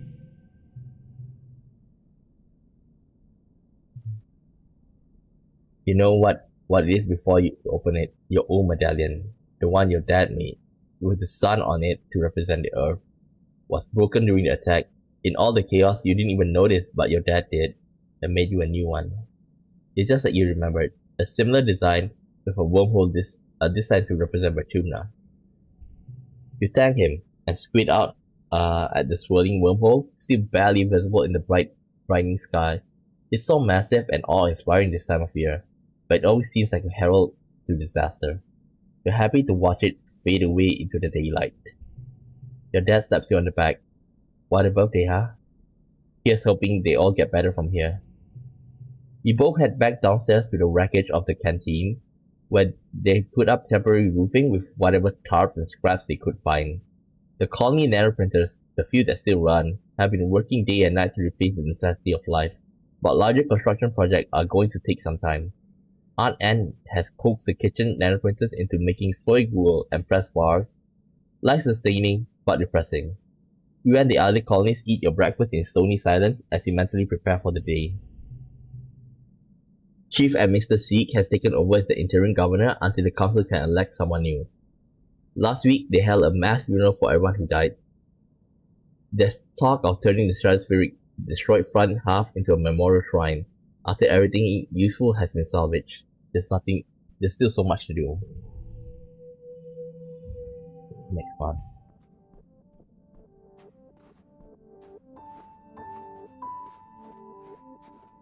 Damn. I feel like we're just waiting to be killed, at this point. Like, we're definitely gonna be dead by the next glow. Rebuild.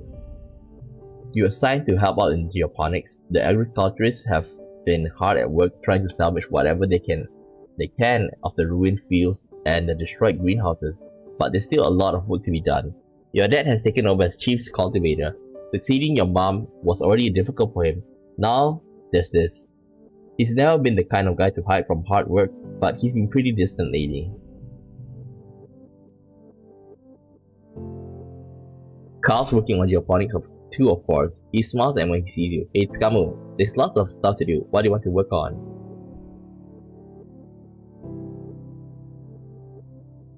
Repair the greenhouses.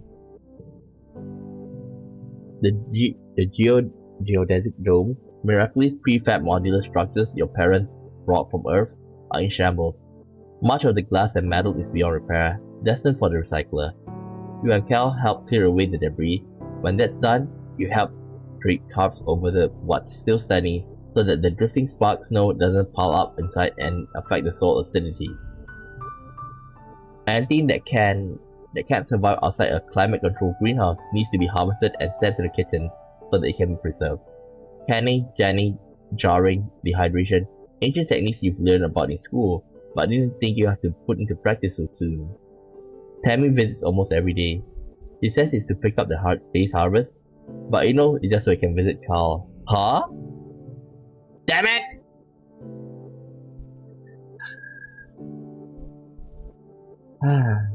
Okay, now, without a doubt, I feel like the best way for us this time is like, we're definitely gonna have to redo the run. We're not gonna survive. So like, we have to go for like physical. Like, we gotta learn the world and get through the first run, and then later on we can redo it and like you can go for others. So like, I think like we start off with physical, then we go for brain, and then we go for empathy. That one.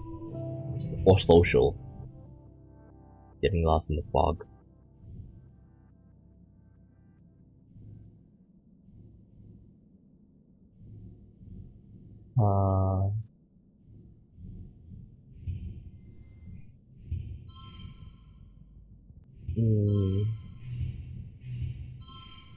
Let's see. 2.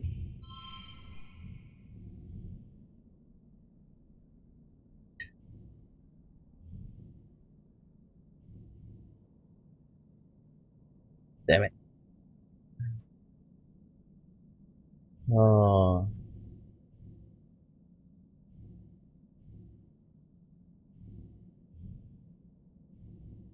+2 to a card. Push through.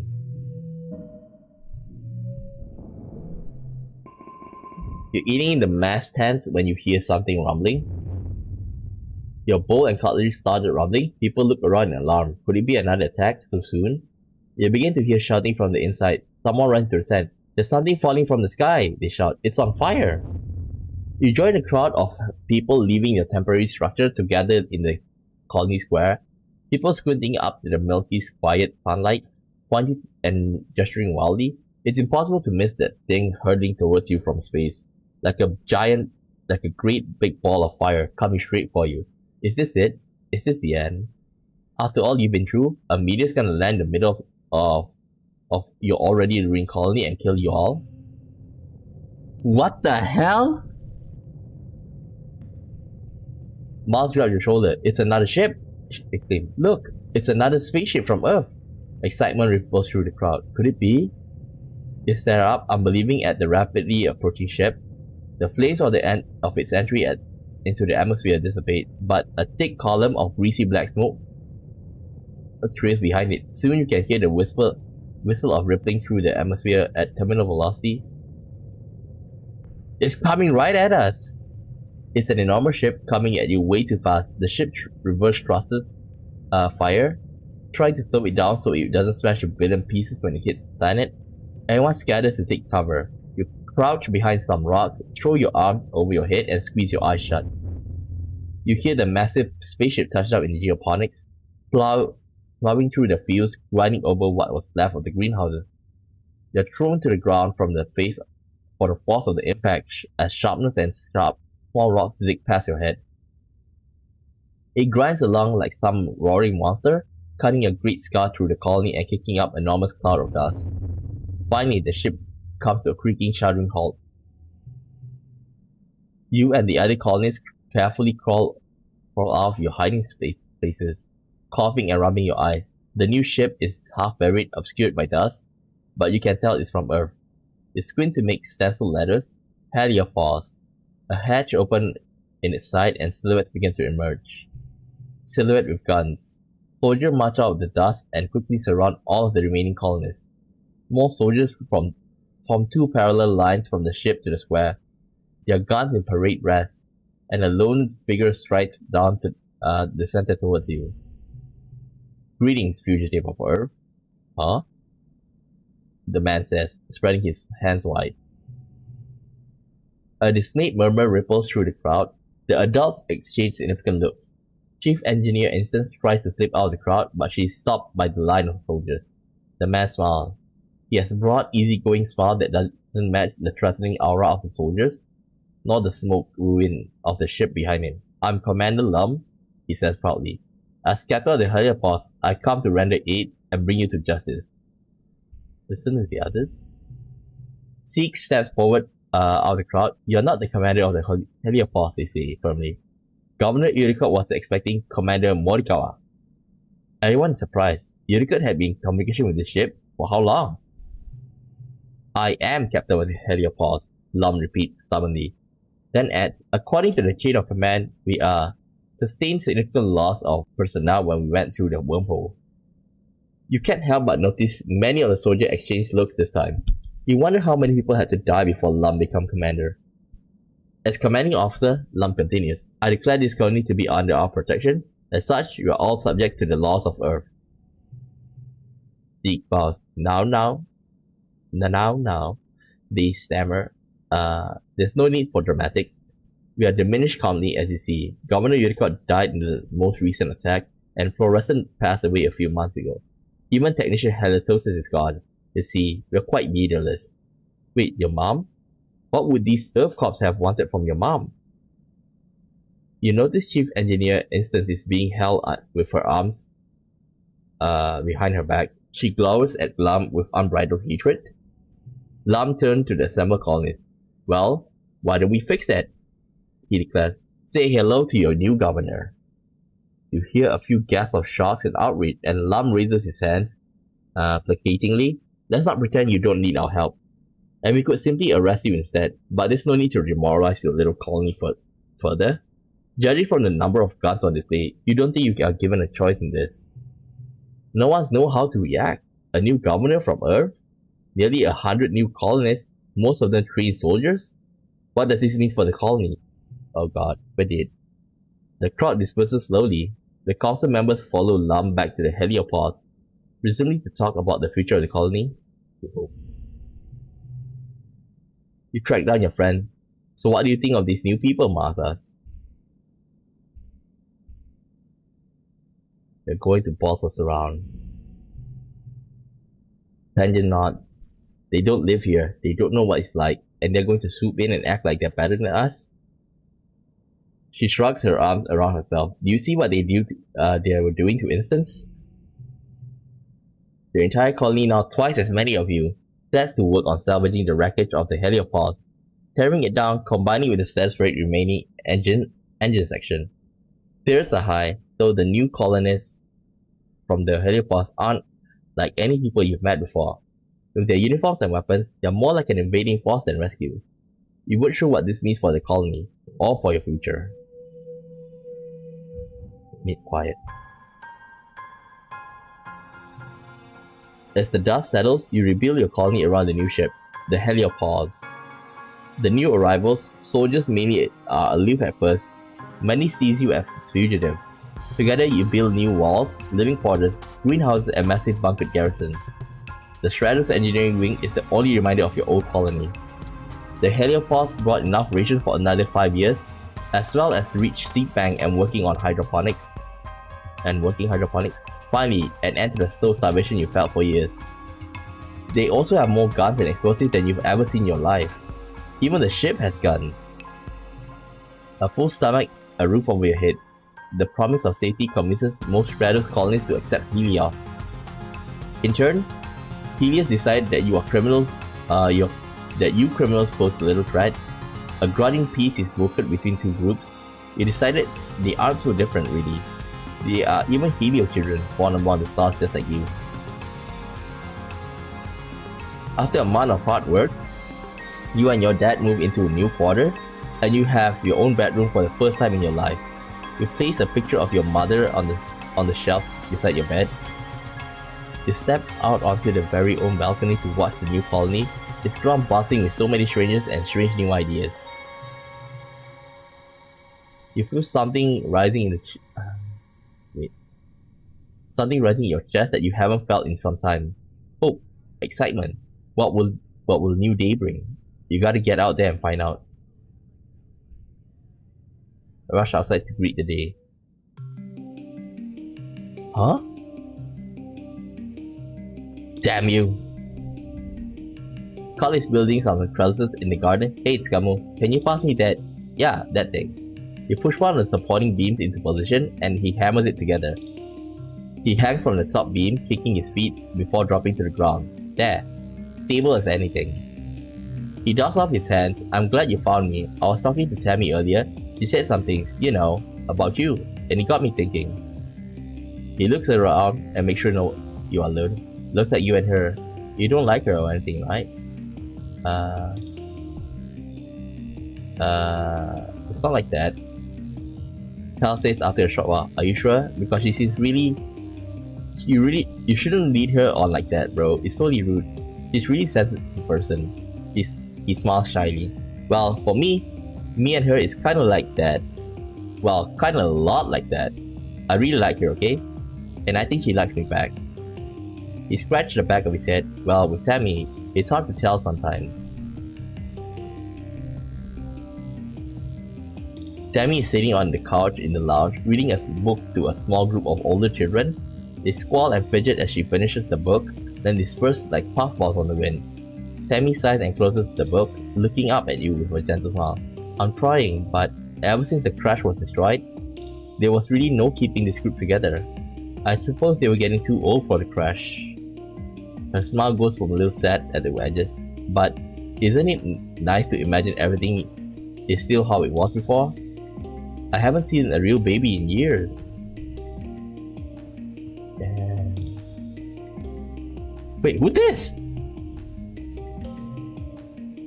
You see Nomi, huh? Nomi around since the Heliopause landed. They are around your age and barely 1.5 meters tall. Only coming to your shoulder, you never see anyone dressed as strangely as they do. Hi, their voice is high-pitched and quick. I'm Nomi, short for nomination. Heliopause.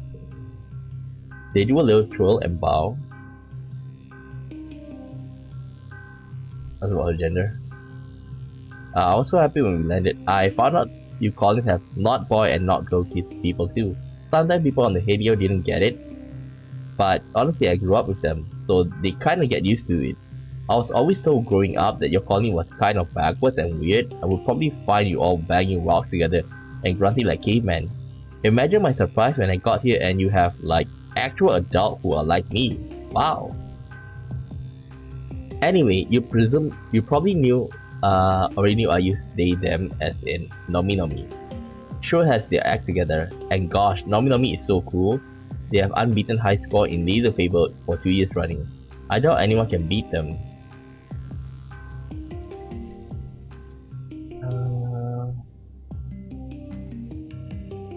Challenge Nomi. You're on.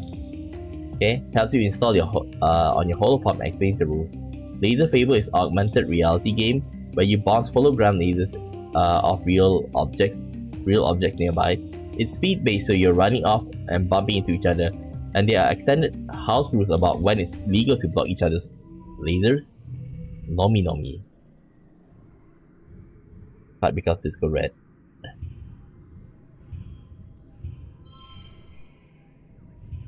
No.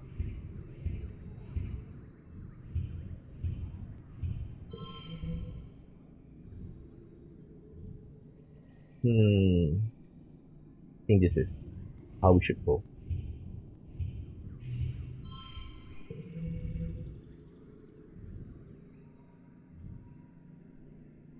Five. Oops. 8. Done. Right on, brother.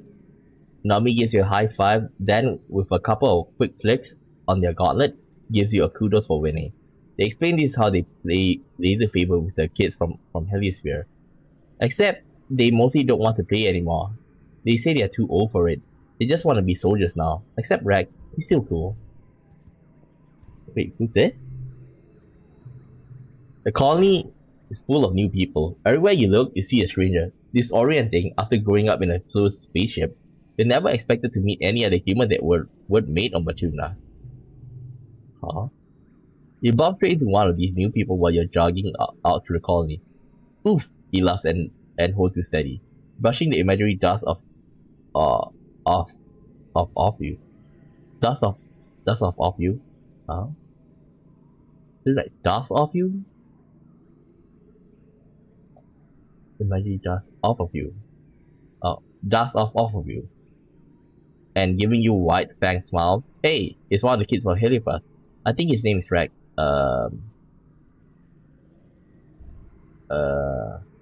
Welcome to Batuna. You're sticking out your hand and shake his. He laughs. You notice his wiggling dog ears. They can really move independently. Pleased to meet you. I'm Rag and allowed to shake paw. I know a ton of tricks. He winks. Rex put his hand against the cheek, looking cute and lost. Ah, since I'm new here, do you think you could help me find a new construction yard?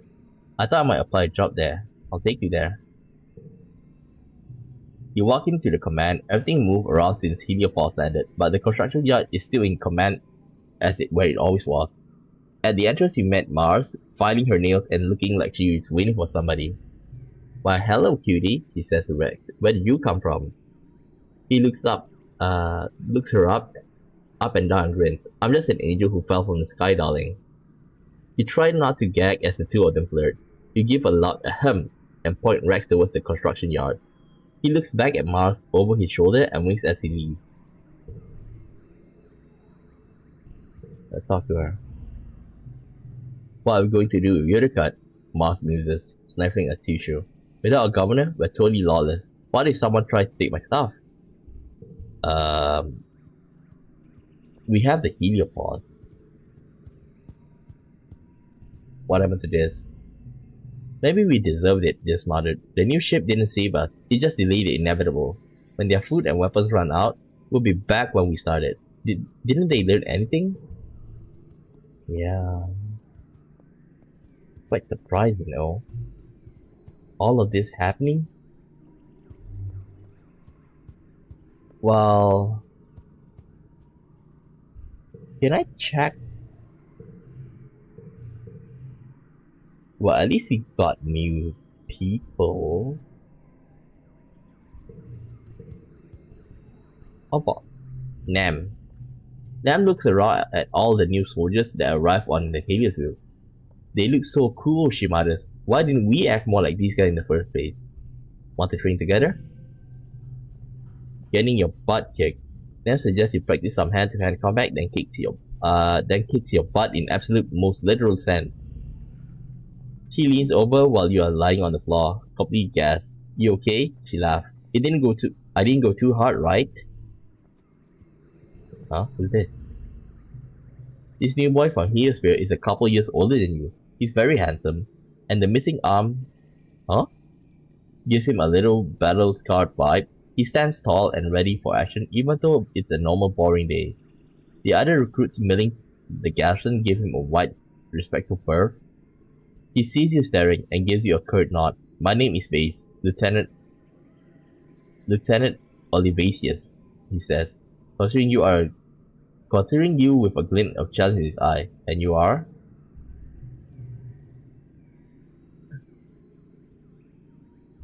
I'm into science. His expression unchanged. Is that right? He says, with the air of a boy who's hard to impress. Nice to meet you, Skamo. I hear it's been a rough couple of years for the colony. Lucky thing our heliopause came along just in time, he continues. Don't worry, we have some of the best soldiers, the very best. We'll keep the colony safe. Are you one of the best soldiers? We train as a team, Vase says, then clears his throat. Yes, I've won more than my fair share of zero-G judo matches and virtual rifle tournaments, even competing against adults. I bet I could take you. Vase said doubtfully. Well, you're welcome to try. I hope to see you at self-defense classes. This. Oh. Probably a new barracks.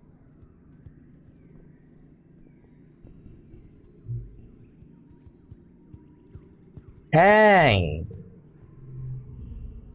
Tang frowns as a unit of soldiers from Heliopause jog past her. An entire ship of thick-skulled warmongering idiots, he sneers. What a relief. Surely all of our problems will simply go away if we fire lasers at them.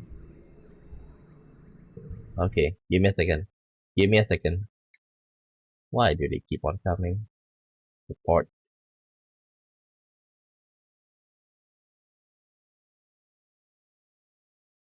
Remove. Thought I... Oh my god. Give me a second. There's a bot. Well, at least a spammer. Give me a second. Remove. Okay. That should deal with that.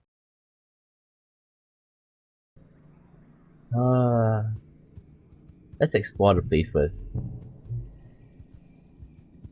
Because like the thing is, I wonder if they like I wonder if like they say they brought in food. Of course it's gonna delay, but how long will it delay?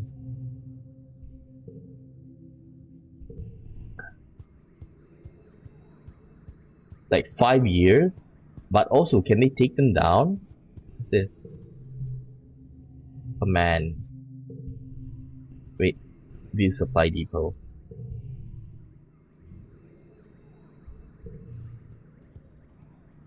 Well, at least I don't need to focus on working.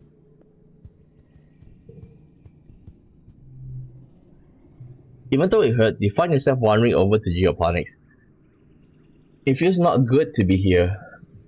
In this place your mom loved and ultimately gave her life to, but not good either.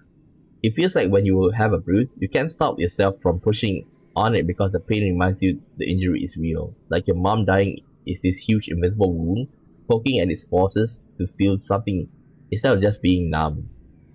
Your dad is taking time off work. Your parents worked double and triple shift during the growing season this year. And now, it's over. It just feels so cruel. When people work hard, they should be able to look back on what they did and feel proud. Instead, there's just this huge gap where your mom should be. You find your dad sitting in mom's personal garden. It's miraculously starting to grow again, despite being trampled flat during the last attack, and neglected during the famine before that. Still, various but terminal flowers are starting to sprout, as well as hardier earth ones like dandelions. Your dad looks up and musters a smile. He pats the bench beside him, talking to him. You false start a few times. It's almost impossible to think of something to say when there's this magnitude of grief between you. He gives you time. When it's obvious you want to talk but don't know what to say, he takes your hand in his two larger ones. Did I ever tell you about how your mom and I started dating? You shake your head. You know they grew up together in the colony on Earth, but nothing about their relationship. He smiles and looks at the garden as he remembers. I always thought she was too cool for me, he says quietly. Things were, well, people don't like us much on Earth. So she was always kind of a bruiser, always ready to pop off, even when she was at your age. She and Red were the same back then, he reminisces. I always thought they were going to end up together. Then your mom got injured and the first colony was attacked. I was working part-time in the clinic and I guess that's when I realized I liked her. We had to apply to get on the stratospheric, he continues. We only been seeing each other only a few weeks, so I was surprised he said we should apply as a couple. They wanted all different kind of family groups. Single people, couples who could have kids or couldn't, triad, quads, but we all had to be young, and there weren't many teenagers willing to commit to being, a mated pair. It upped our chances of being picked. He laughs and scrubs his face with his hand. She wanted to get off that planet more than anything. I don't think she realized she'd fall in love with me until we were already in space, he says wryly. Lucky for me, right? Your dad shakes his head fondly. There aren't many people like your mom, kiddo. He nods, surprised to feel a tear trickle down your cheek. There's so much you don't know about her, what she was like, more than just being a mom. It's really hitting you that she was a person before you knew her, and now you never knew her like that. There's a past you never fully know. There's a future she never will.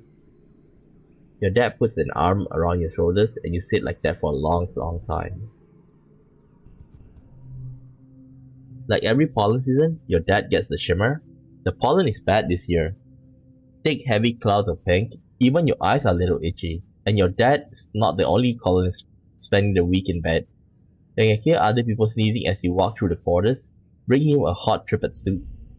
Thanks, kiddo, your dad raps. At least he's sitting up in bed now. Your mom never gets sick. Not ever. Your dad reminisces. I'm not sure she missed a day of work from the day we landed until the day she... He stops and sighs. I miss your mom. I wish Instant would find a cure already, he grumbles, his hand shaking as he lifts his spoon. 3 years and all he can suggest bed rest and fluid. What good is all her research if he can't fix my headache? Your dad must be feeling really sick. He never complains about stuff. You check his temperature with your hollow palm, then dims the light and bring him a cold pack with his forehead. He has a crust of glittery pink gunk around his lips. Looking cracked and gross, you wipe it away. The glitter is just everywhere on him, like it's coming right out of his pores. He looks iridescent in the murky light filtering through the pollen outside. Do you mind opening the window a little for some fresh air? It smells like a sick person here. Pushing away his soup and rolling, don't open the window. The pollen might already be everywhere already, but there's no sense in making it worse. You pretend to crack the window for him, but by the time you look over, he's already asleep again. The worst of the pollen fog subsides in a few days, and your dad starts to look a little better. He gets back to work, which is good, because there's a lot of things to do in order to rebuild the colony and get the heliopause hydroponic up and running. You're still sweeping glittering dust out of your quarters weeks later. The stuff gets everywhere. Done. Damn it. Okay. I'll improve my reasoning so I can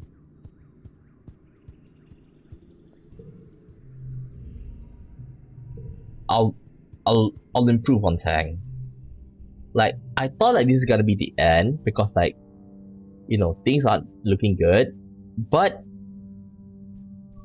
with heliopause, it changes everything, I don't need biology. I maxed out my biology. Nomi. Well, let's go. Study engineering.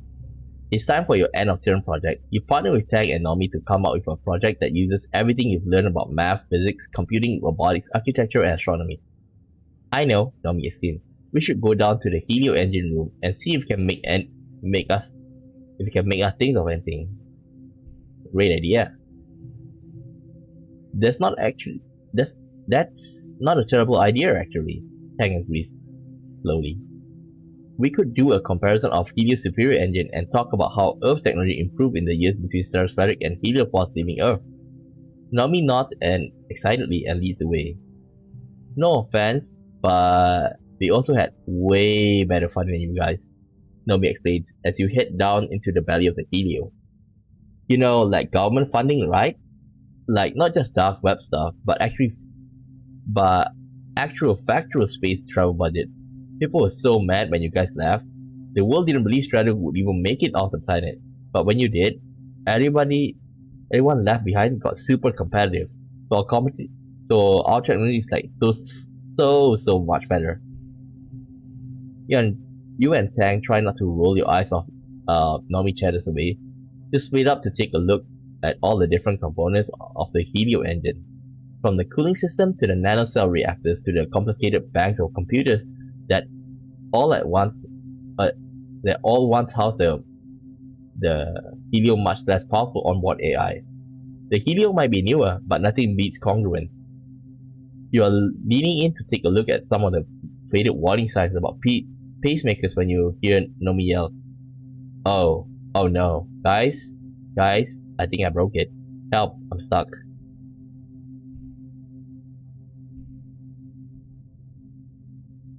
Help them.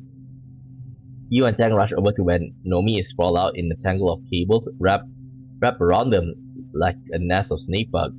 Nomi looks too terrified to move, and for good reason. Every time they do, more wires snap free of their connection and contribute to Nomi's growing distress. The panel behind them beeps in warning. Help me, Nomi pleads. I'm afraid to move. What if I turn off the life support or something? It's delicate, stressful work, but together with Tang, you and Tang manage to pull Nomi from the disaster. You look down on the jumbled, hopeless tangle with growing fear. You're going to have to rewire everything, hoping you get it right. Fix the power array. 93. God damn it. Nomi!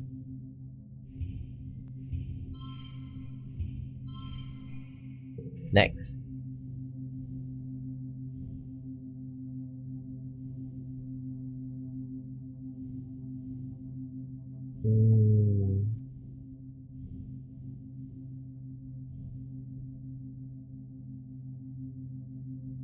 Okay. I've gotta do it like this. Oops.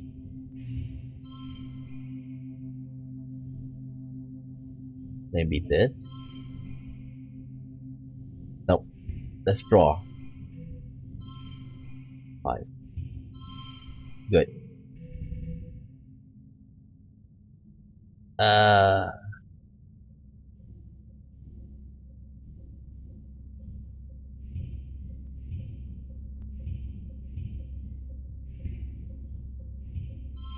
Oh, damn it.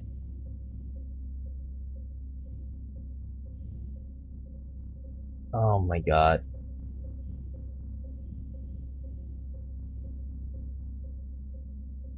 Maybe like this.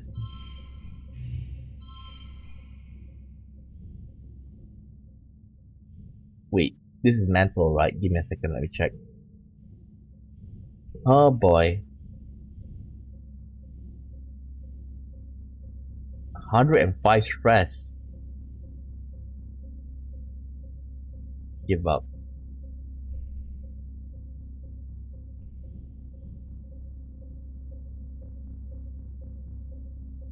Okay, give me a second. I think I should reload. And see if we can get it better. Okay. Why can't I have another one? Plus 5 to challenges. I think that's better. Engineering. Oops. We're gonna spam. Help them. Fix the power array.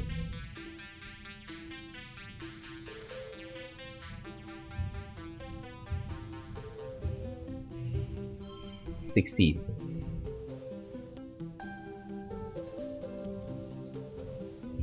Four, six, 9.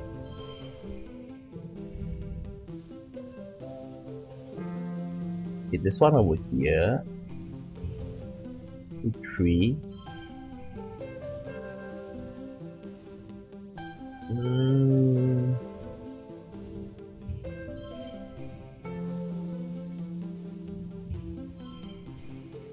Push through.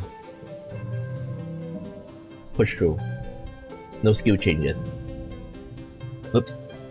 You all breathe a sigh of relief when all the cables are reconnected and everything stops beeping.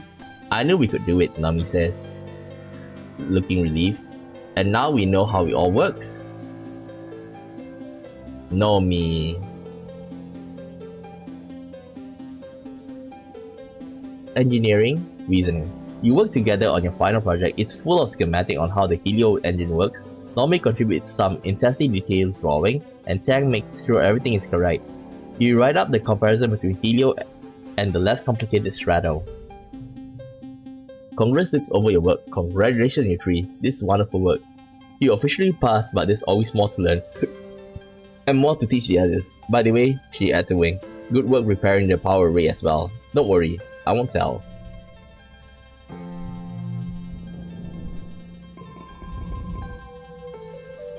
Early pollen? Next month. Tang! Tanya is about to duck back to the engineering when you approach. She winces and shields her eyes from the sun. She looks at you miserably and notices that her right eye is glowing faintly.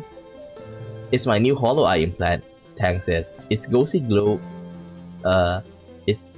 snaps in and out existent as she blinks.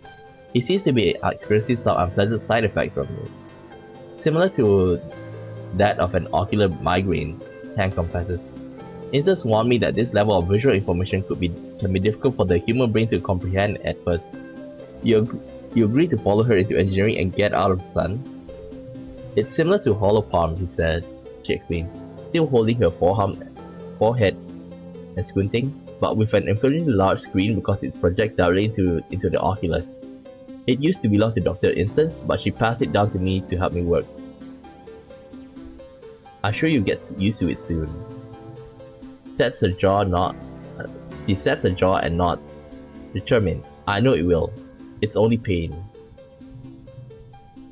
It's more than an implant, Tang continues as you follow her to the Med Bay Labs. Hollow eyes are on the forefront of human augmentation. They represent our next step towards ascending as a species. She touches her red scar where her hollow palm used to be. No more clunky screens, no privacy concerns, he says, quietly. Elegant, integrated design. It observes the motion of my hand and uses it to generate an AR interface for my entire field of vision. It's partly powered by my own metabolism, through the magnets embedded in my skull. It's beautiful. Nobody else is here. You hear the gentle hum of experiments running in the corner. Wait, how old am I? 15. This kind of technology is so far beyond what we are capable of reproducing in the colony. Tang sighs, rubbing her temple under the implant. Once they're gone, they're gone. Maybe Earth will send us a shipment of new ones someday, but I expect they've developed something more advanced since we left Earth. I suppose it's more likely they've forgotten about us completely. Brrr. The quiet hum of the laboratory is shattered by an alarm. Tang jumps at the sudden noise and shuts her eyes tight. I have to get this, she mutters, gesturing in the air to silence the ringing. The simulation I'm running is time sensitive, she explained. The specimen require minute changes to their environment every 2 hours. Temperature, humidity, light levels. She grimaces. If we had better automation, this wouldn't be a problem. I can help you with your migraine. You're in a bad way after all. You rummage around and for a bottle of triptan and a cold towel. Tanya grudgingly swallows the migraine medicine and lays down on a mat bed with the towel over her eyes. You shake your head. This girl needs to take better care of herself, as you apply pressure to her temples. She slowly breathes in and out. After a few minutes, the tension in her face eases. I feel less human now. Thank you. she says with a small smile. She wobbles over to her experiment, where she uses the computer to set the environmental parameters for what seems to be some sort of fungal growth comparison. When she finished, Tang slumps down on the floor in a corner, where it's nice and dark. She folds her arm and lays her head on them. That should buy me 2 more hours. Tang shifts over, wordlessly inviting you to sit down beside her. Her arm is cool to touch as it rests against yours. Tang turns to you. Thank you for your assistance. Tang, let me take care of you. Tang gives you a slight smile, barely visible in the faint glow of her whole eye. People always tell me I should take better care of myself, she says. And they are right, because when other people try to take care of me, they usually get it wrong. Only I know what I need. But you help, Tang says. Thank you. Please don't tell Instance that my body is adjusting poorly to the hollow eye, he adds. It's only temporary. This stupid flesh prison is not allowed to draw the limits of my form. Done. Wait. Let's check how much is Tang. 70. Dang it. Well, I wanted to say NTR, but like, I'm just being a jerk because I'm being a harem. Like, I'm trying to make a harem, but I don't think it works that way in the game. Ooh, tough. I want to max Tang out as soon as possible. You know? Huh? I guess there's nothing. Then Nam will be with him. But I don't think Nam likes him.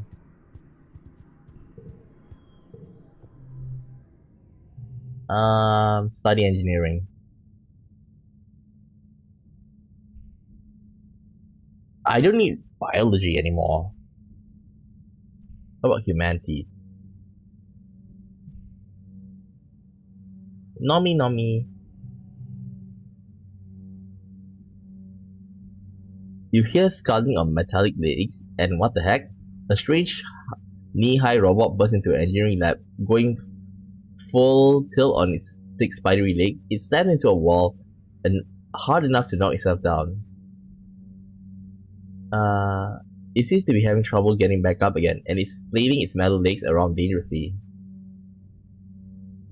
Smash it before it hurts somebody. Oh, poor little thing. Congruous portable screen wheels in. A projected face on an avatar of dismay. You broke it. I was so close in getting its new movement algorithm online. Working with robots is just so hard with hands, he says, wheeling back and forth in a display of frustration. This was much easier when Hal was here. I miss him. Congress doesn't need to clear her throat, but you get the distinct impression she's stimulating it anyway. Ahem.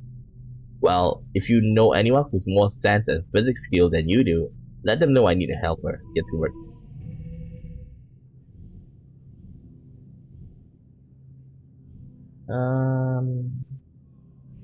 Like this?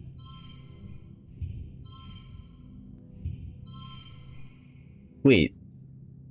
This is Nomi. I thought I got this way earlier.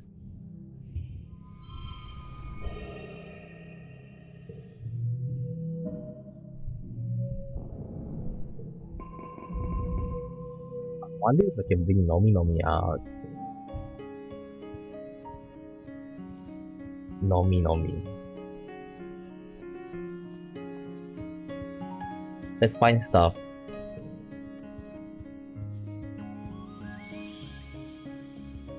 Nomi. Nothing.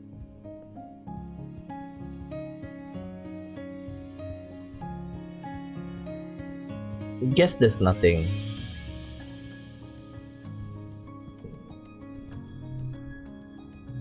Robotics lab.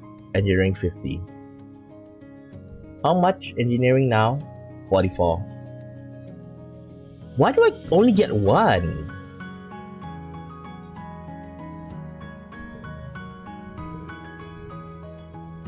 Yeah, this is way better than this because photo fauner. The reason why like this is way better because photo fauner will like +1 to social. Oh, I thought it was mental. Yeah, I'm dumb. But either way, that's much better. It fits everything. Study engineering. To further your engineering knowledge, you are taking a mini class with Chief Engineer instance on the construction and maintenance on your holopalm. These devices are engineered by smooth crystals, embedded in your palms when you start school. They use the heat and electricity of the human body to power themselves, talk to each other, and connect to the HoloNet. Congruence, massive repository of information. You can barely remember life before yours.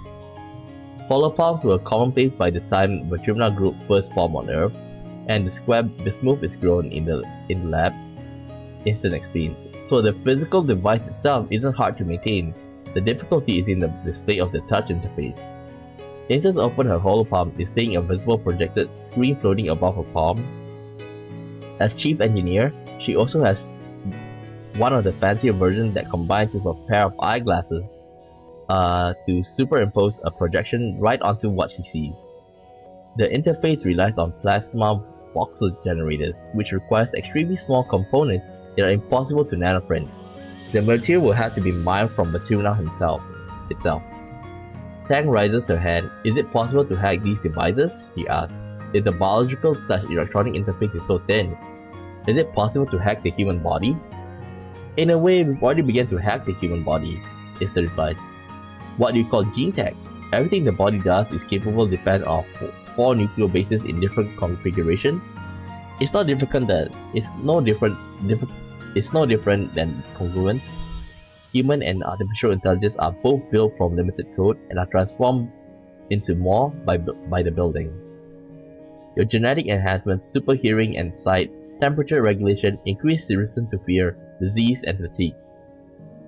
All present in the human genome and unlocked by the power of science.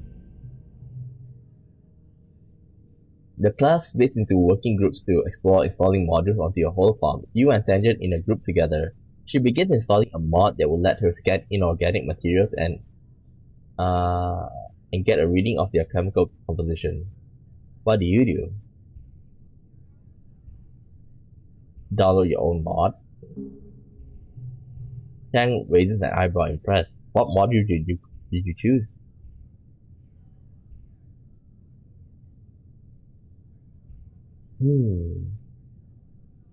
A bacteria sniffing sensor.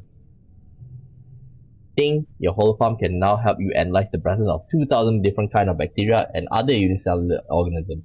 This should be helpful in your studies of biology, mycology, and medicine.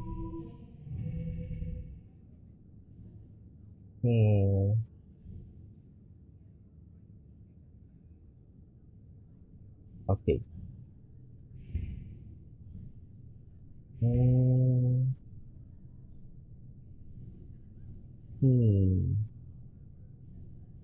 People, but I don't have 5, but it's at the end here.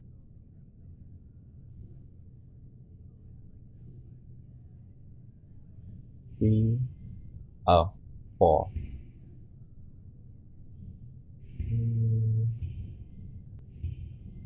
Oh, +1. Blue card. How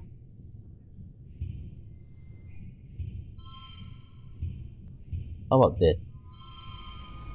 Done.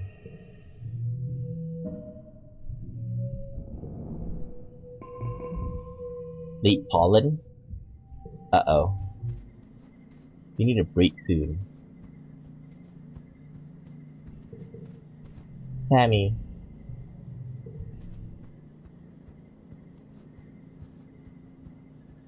I wonder if we can go for harem. Whoa. Is it possible?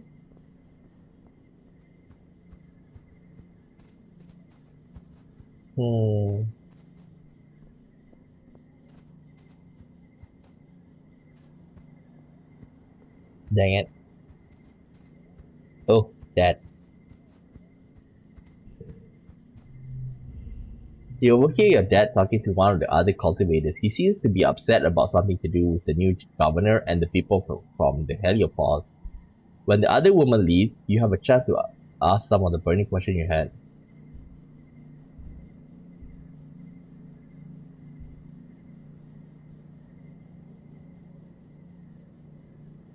Is Governor Lump some kind of space cop? Your dad looks startled and tries to muster a friendly smile. You overheard us, eh, kiddo? Listen, Scamu. He hesitates and looks around nervously as if you're afraid you're being watched. You're just going to have to trust us adults on this one. There are things you're still too young to understand. I'm not too young. I thought the same about myself once, your dad says bravely. I was wrong. The Helios came here just like us, looking for a better life, he tells you. Some of them had other reasons too. But now they are here, we have to learn how to work together. When your mom and I were young on Earth, we learned a hard lesson. He gives you a grim smile. We learned a lot of hard lessons. One was that it's safer to be led by one dangerous person than be attacked by an army of them. He lets that sink in. Another was that sometimes when adults tell you not to worry, you should listen to them. Go on, enjoy your youth. He gestures to the heliopause. You'll get to know some of those new kids. I'm sure you'll find they're a lot like you. Before you say another word, your dad is called back to work. There's still so much to be done to rebuild the farms and geoponic greenhouses, and you can see people from the Helio helping him. Maybe they aren't all that bad.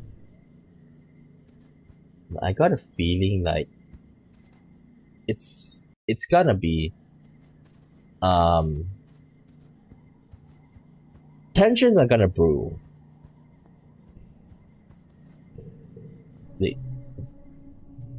Relax on the walls. Who's this? Then I'll rather rest. This is the crash, right? Relax in the lounge. The old lounge is toast. What was left over from the attack last blow was destroyed in the crash. The new lounge just isn't the same.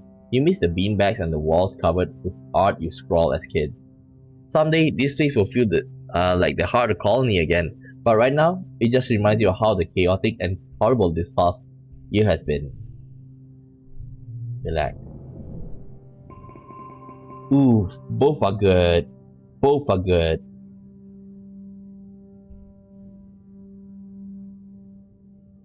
But I'll take it off. The Timnalia Festival is a welcome day of normalcy in otherwise chaotic year.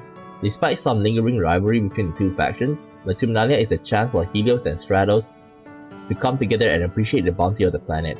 At least, that's what the adults say. As Governor Lum takes the stage to address the colony, you can't help but to notice the crowd has segregated itself according to their ship origin.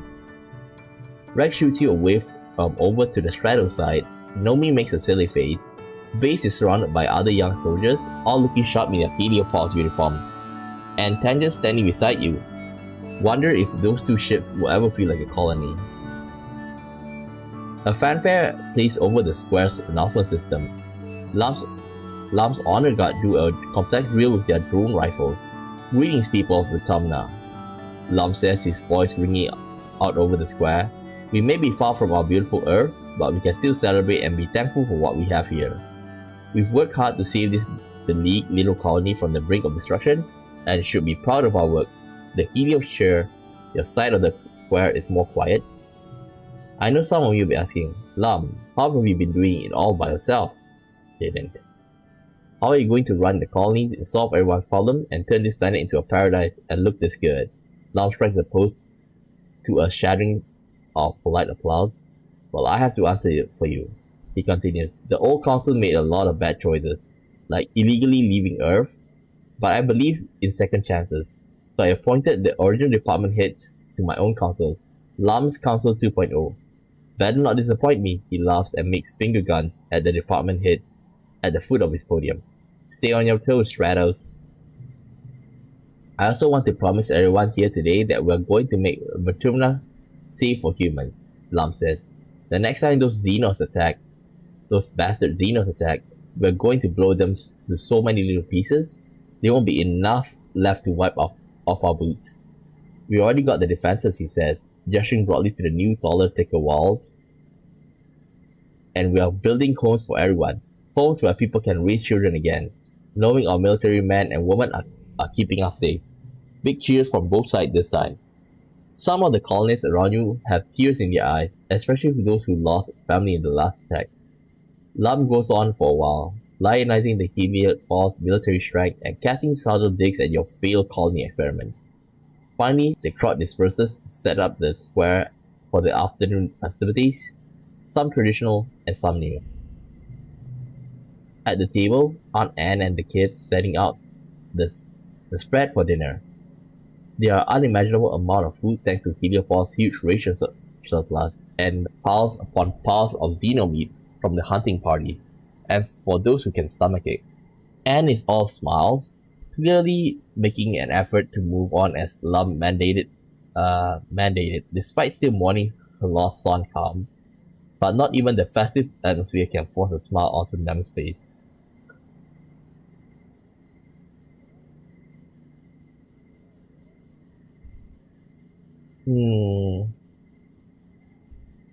Okay, if I say come on, it's party time, it's probably gonna be like, we should be warning, not celebrating. It's probably with Nem. We should be mourning, not celebrating. Knew it. Nem not. We should have skipped Autumnia this year, he says quietly. We can't celebrate being alive when people died. The chime sounds to announce the square is set up for the annual competition. What do you choose this year? Combat, persuasion, trivia.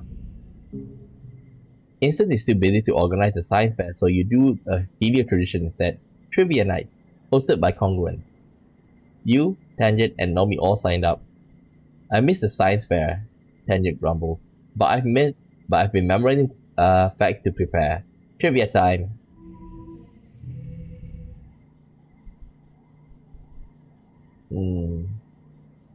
Heart becomes blue.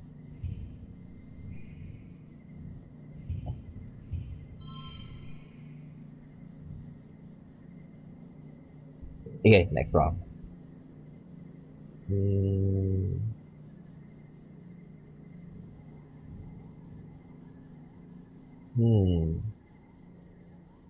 Maybe like this.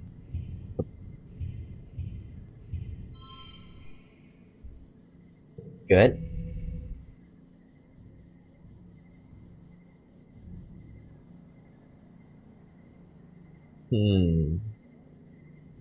Okay. Like this.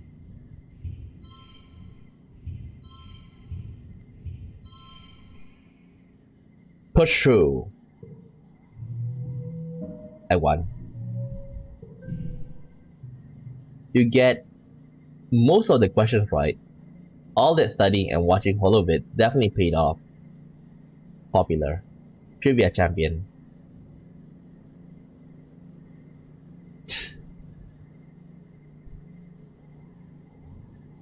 Nomi shrugs off their loss. Tang tries to, but you can tell she's actually kind of ticked off when she didn't win. After the festivities, the mood in the colony is a lot lighter. You see people smiling easier, and you see mixed groups of Helios and Stratos socializing together. It feels like for the first time people have let themselves relax. Is my engineering 50? Nope, not yet.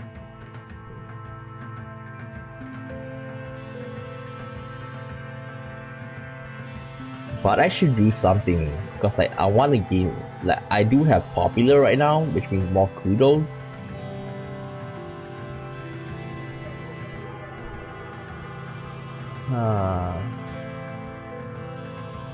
We should be working. Oh yeah, we have engineering 40, so this way we can check the radiation. We said xenobotany.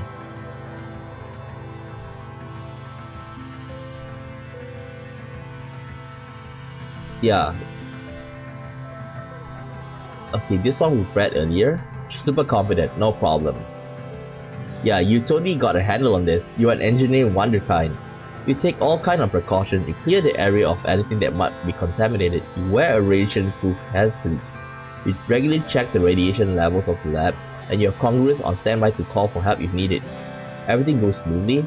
You discover that the radioactive part of the plant is confined to the carpel of the flower, its reproductive organs, and the plant acts as a radiative shield to protect the rest of the plant. If you press the center of the flower, the petals close and block the radiation enough that a person can pass by without feeling sick. Neat. You should be able to use this to protect yourself next time you encounter this plant in the wild. Get to work.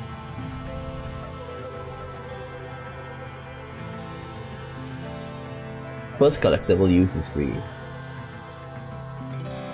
Once per battle, okay. Let's just see how it goes, okay?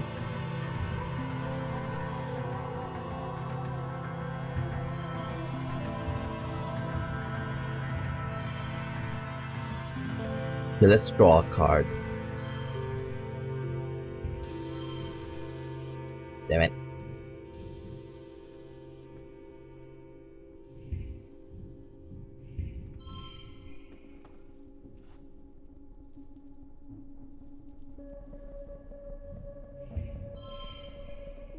$26.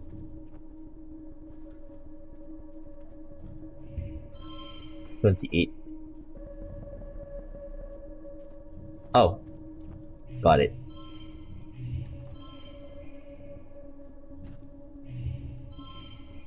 Okay, push through. One biology. Mid dust next month. Anything? Nothing. How's my reasoning? A little bit more.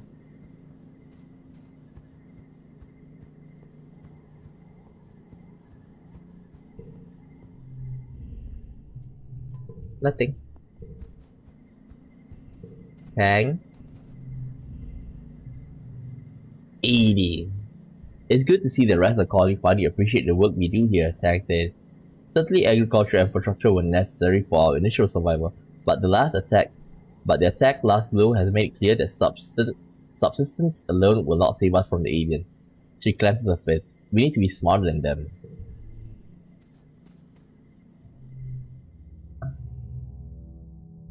Engineering. Yeah. I think, like I say, I'd rather work.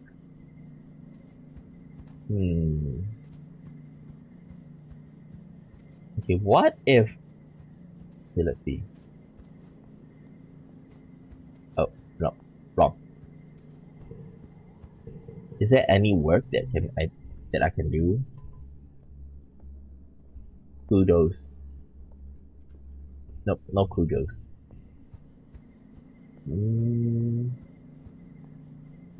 Let's go on patrol. What's up? Ooh, something. Survey the plane. Nope. Nope. Nope.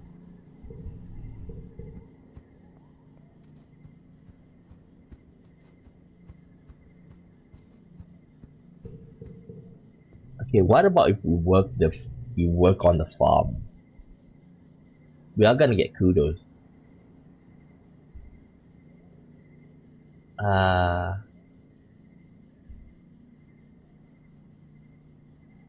I don't need biology. Maybe we can work on command.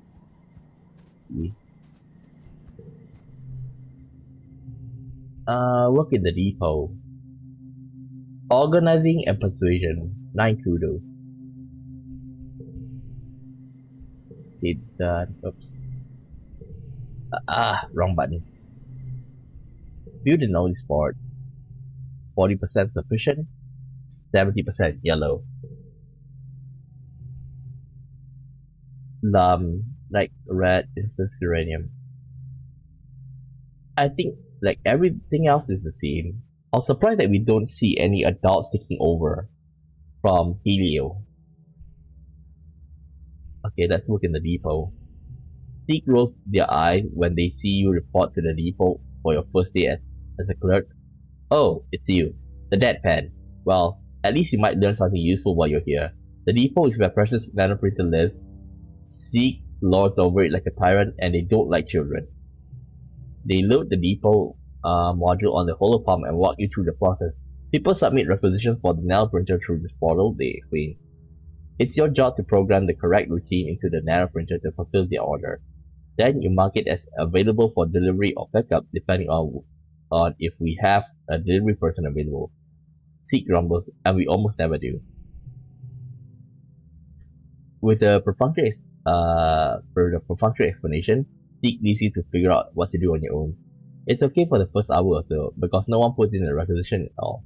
It's pretty early, maybe everyone is still asleep. Clean and organize the depot.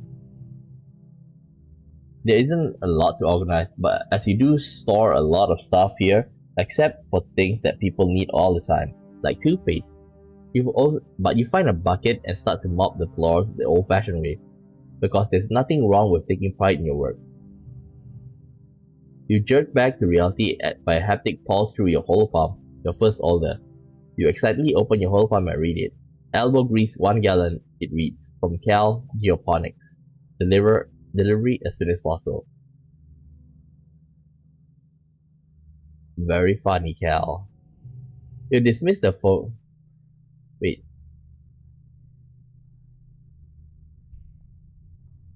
You dismiss the phony requisition? Haha, Carl's got jokes. Another one pops up in your holo screen. Flashlight fluid, 2 gallons, anemone, sports ball delivery as soon as possible. Really, Nam? Another bogus requisition? Are your friends trying to prank you? You barely dismiss the second one before a third one comes in. ID 10T T-gas flammable, 2 cubic meters pressurized, Tangent Engineering delivery as soon as possible, caution. You almost got me, Tang. Tang's not the really pranking type, but you stop yourself from looking up ID 10T gas. You dismiss the requisition and you message your friend to knock it off. Finally, you got a real requisition and get down to work. It's easier than you thought. You just finish up when Mars rolls in. She hops up to the depot counter and primly crosses her legs. I'm so totally relieved to have you as my assistant here, Scammo. Find me someone to haul boxes and fetch things so I can focus on important work. Your assistant? I should be in charge. I don't care which one of you is in charge, Zeke interrupts, as long as you get the work done. Zeke pauses. Wait, did you wash the floor? They say, looking impressed. Well, that does deserve a reward. Here you go. They swipe their holopalms and you feel yours pulse as though a couple of kudos are deposited to your account. Man, I can't hardly wait until Zeke is gone to giggle. Either way, I'm glad you're here. This job is so boring. Not that hard. It's bad. First collectible is free, okay. Then I want to draw a card. Nice.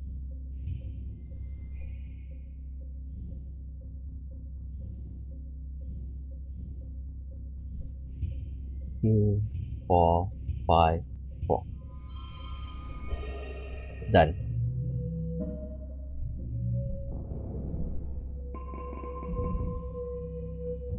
Leak dust. Let's check around first for events and stuff.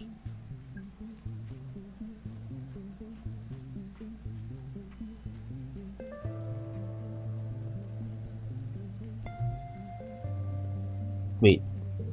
Nomi.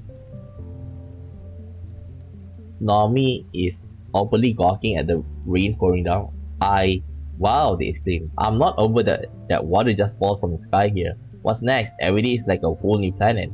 Have you guys had weather this whole time? It's so cool. They giggle to kick their feet, sending up big splashes of water.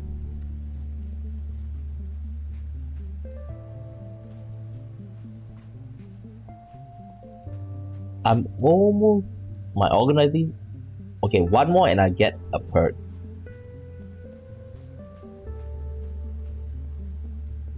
Nothing. I'm still popular for one more month. Let's organize again.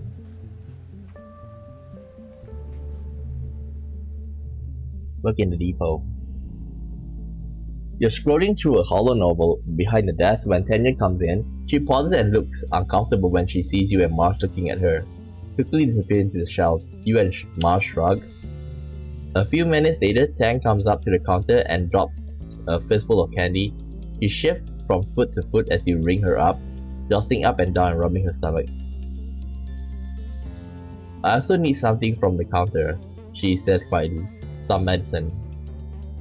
You ask her what she needs and she mumbles the name. You can't hear her. Can you repeat that?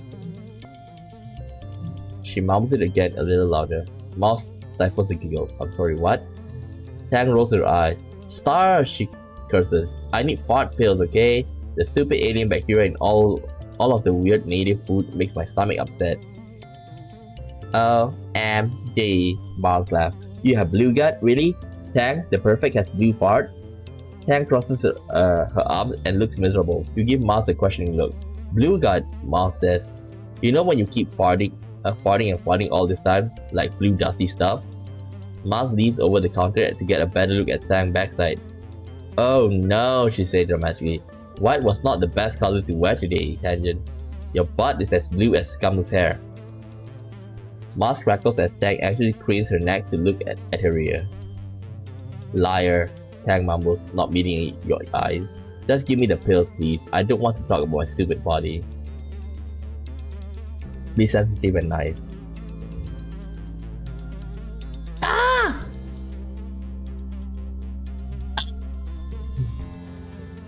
Hey!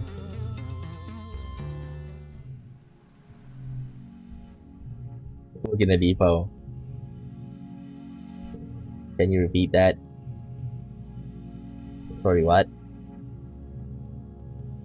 Try to lighten the mood. No, it's Tang we're talking about. Don't say a word. You jab Mars in the wrist before she can make any more jokes and ring up Tang's request without another mention. You hand over the bag and Tang shoots you a grateful smile before leaving the depot, looking a little more relieved when she came in.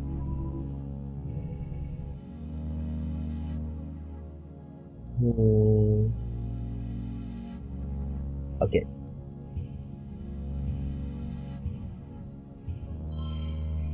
Huh? Wait. Ta-da! Win.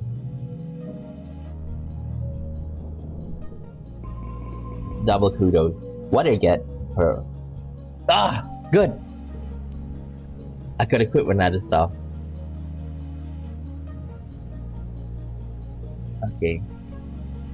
Additional gear.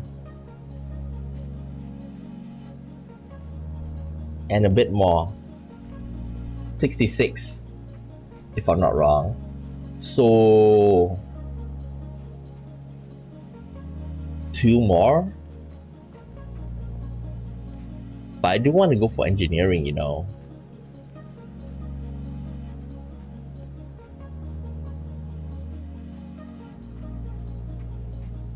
Okay, let's go. Okay, study engineering. You're headed off on lunch break when you see Mars and Tang sitting together in the engineering break room. Tang is eating a sandwich while scrolling her hollow palm with it, and Mars is collapsed on the table, barely holding her head on her hand as she pouts at Tang. Come on, she whines. You said we were gonna hang out after lunch. Are you done eating yet?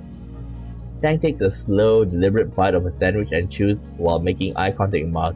It goes from funny to awkward to hilarious as Mars' face falls and she puts her head on the table and groans. Proper mastication is important to digestive health. Tang answers firmly, a smile curling at the corner of her mouth. You can masticate in private. Mars mutters. What are you reading and how is it more important than me, your best and only friend on the planet? Nope! Just something for work, Tang answers. It really is interesting. I didn't know Dr. Instance was so well published, even though she was only 25 when the Straddle left Earth. She was practically a prodigy, like me. He looks at her holo screen again. It's absolutely fascinating. We're so lucky to have such an accomplished researcher here on VTuber. Read over Tang's shoulder. You take a seat at the table and sneak a look at Tang's screen. You can catch a few words: recombinism, tissue tropism, RNA, protein sheath, intrinsic immunity, maybe something to do with viruses. From the picture, possibly also fungi. Without further explanation, it's hard to tell. Tang notices you looking and shuts off her holopalm and shooting you a cool look. It's something to do with the shimmer thickness, Mouse wonders aloud. Wait, I want to learn about macrophages. Tang looks startled but pleased. She turns her holopalm back on and tilts it so you can read along. It's dense but interesting. It's definitely about viruses that affect fungi. I didn't know you were interested in this older work as well, Scamo, Tang said. But we could work together to parse through the next section. It's particularly challenging. MJ, nerd! Miles laughed. Look at you two, egghead. Better you than me. Tang graces you with a small, thankful smile. You've been eating for like half an hour, Tang. Come on! Miles says, pulling her hands down her face. Please, can we do something fun before some rampaging Xeno eats us? We are both too pretty to die of boredom. Thanks, Miles. You think I'm pretty, Marsh? She asks, seemingly genuinely curious. Miles sets her hand on top of Tang. The prettiest, she swears. Her other hand over her heart. Even prettier than me. Well, I mean, I win the look department, but I think smart women get like extra points. She was cute. She was really cute when she had her hair. He should have kept it. Tang says, putting her hand on top of Mars' hand and leaning in to fix Mars with unusually flirtatious expression. Yes, do tell me about my great beauty, she deadpanned. It's all I live for. Mars laughed and tossed her hair over her shoulder and tuned you out in favor of eating your lunch before you sit back in engineering.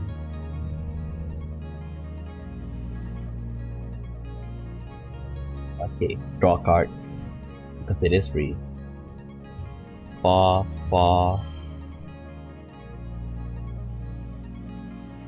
Wait. 4, 6, 6. There we go. +1 engineering.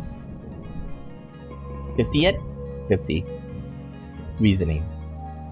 Lead wet.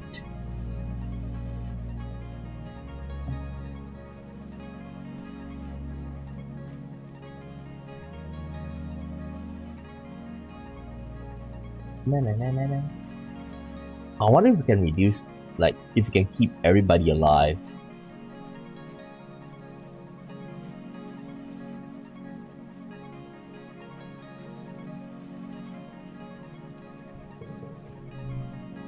Okay, apply it at the robotics lab.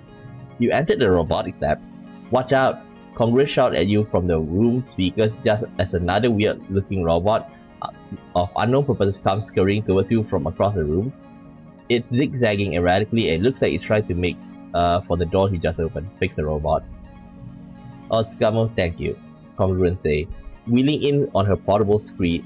I was running diagnostic on the little fella when it broke away and made a run for it. I really need somebody to be my hands here, she continued. Everything used to be easier with Hal around. I missed him. Congress doesn't need to clear her throat, but you get the distinct impression she's in. Okay, we've done this. Repair robots. No me.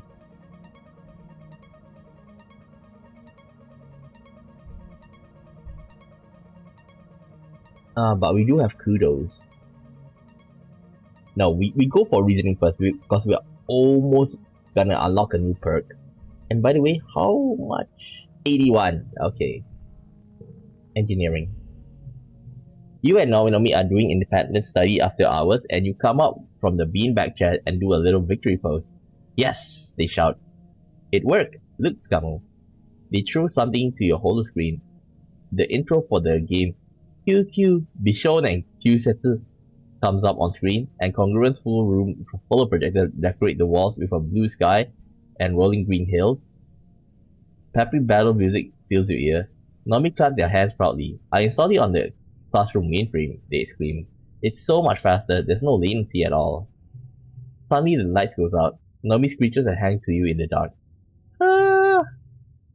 The light flickers back on only a few seconds at the time before going dark again. The temperature drops, the holo projector no longer displays the lush meadows, but instead a ramshackle wooden cabin with various horrible implements hanging on the wall. Hello, children. Oh no. Nomi moans. I must have installed it to Congruent's memory. He's being affected by the game's code. Congruent's holo projection appears in the middle of the room. He's facing away from you, but she slowly turns around. You horrified to see your face smeared away and featureless. Do you want to play? Yes. An unnatural growling noise fills the room. Nomi squeaks and hides behind you, but it doesn't matter. The noise is everywhere, surrounding you. Congruent's holo projected form flickers and becomes shaggy manticore with glowing eyes, and then it's gone. A howl echoes off the wall. The hunt is on. You and Nomi fight your way to Congruent's holo projected nightmare, encountering beasts the likes of which you only seen in books on Earth. From Earth, they stalk you through misty forests, trap you in dank-looking cellars. They scream and moan and cry and howl. You've never been so scared from a holo game. It feels so real. I didn't make this, Nomi says, their chests heaving as they look around for the next creature. This isn't even the game I installed. Congruence, the manticore, appears. Foolish apparition. Is this what you wanted? No, Nomi screams. Kamu, what do we do? Fix Congruence. You use your holopalm to access Congruence system files. It's not strictly speaking allowed, but neither is installing a game software into her brain. After a few minutes of hacking, you realize something doesn't add up. There's no trace of Nomi's game here. Congruence is a massively intelligent being. There's no way she would have allowed her base program to be manipulated like this. The lights flicker back on, and Congruence follow Bridget's smile cheerily. You solved my puzzle, she chirps, and plays a recording of cheering and clapping. I thought simply telling you not to install unapproved software would be boring, she continues. You certainly remember this lesson. Nomi clutches their chest. Yeah, for sure, they say. I'm never doing that again. Nomi's... Nomi. I'm still gonna go for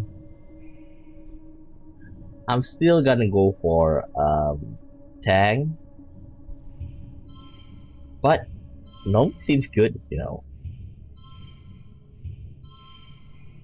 How about like this? Push through.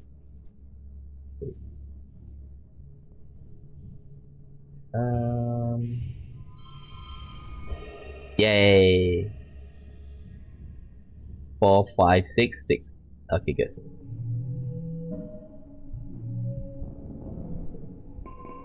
Reasoning. Auto fairy perk. Auto fairy sometimes plays the best hand for you.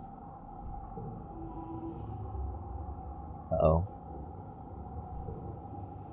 This is bad. It's glue time. Glue time.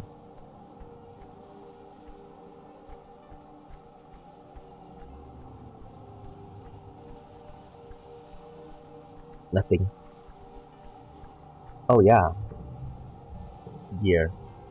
Take this out. Put in this.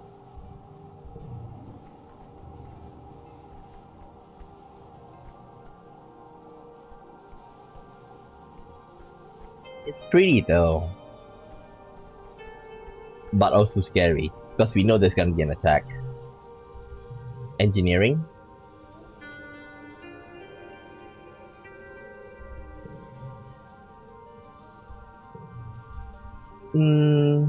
Maybe repair robot.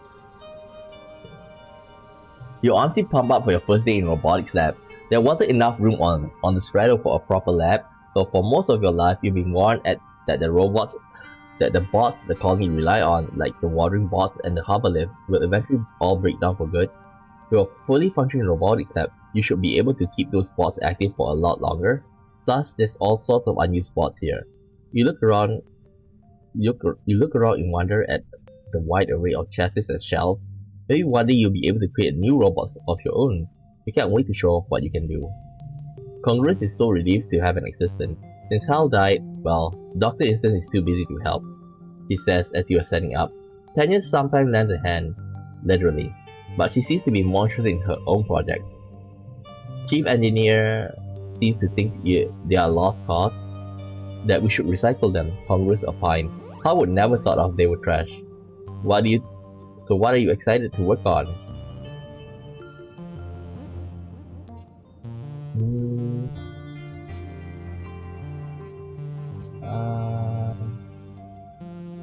I want to build something massive.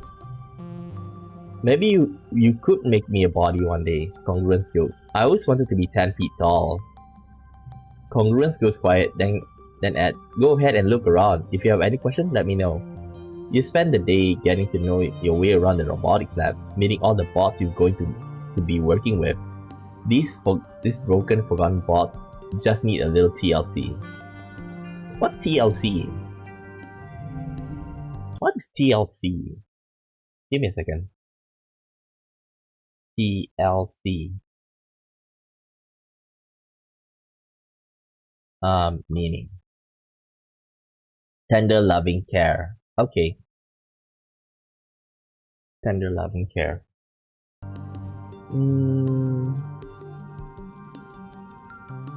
One slot gets +2.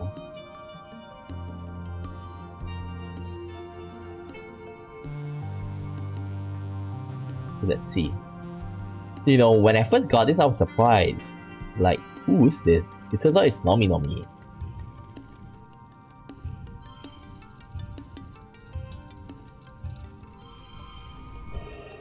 Ta-da!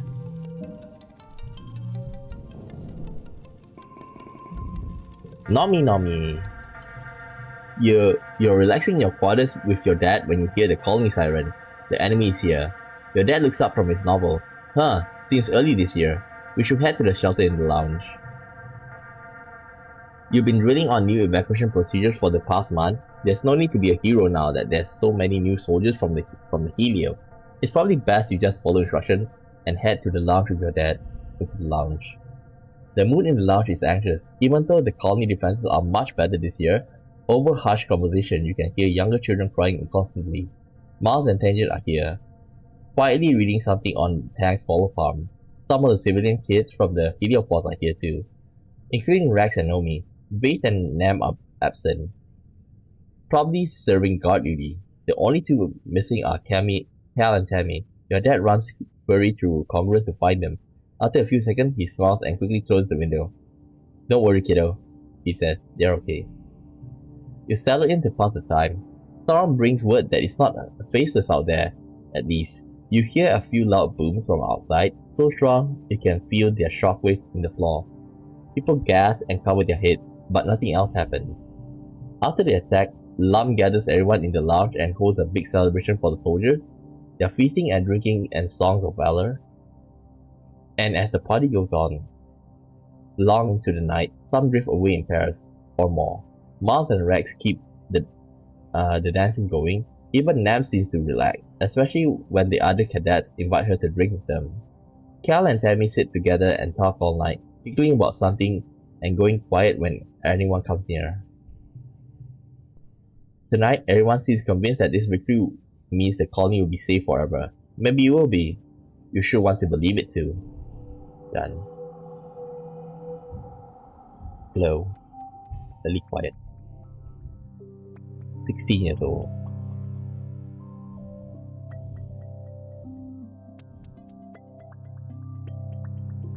Nomi Nomi. Start age 16. Like, it's hard to get to, like, Nomi Nomi, because she did came late. Let's check. Anybody have conversation? Nope. By the way, who's, like, Tang is not,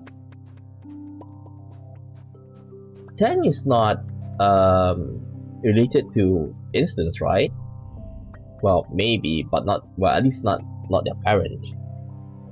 You find Nomi in the lounge, flanked by two holoscreens and doodling in a sketch with real paper.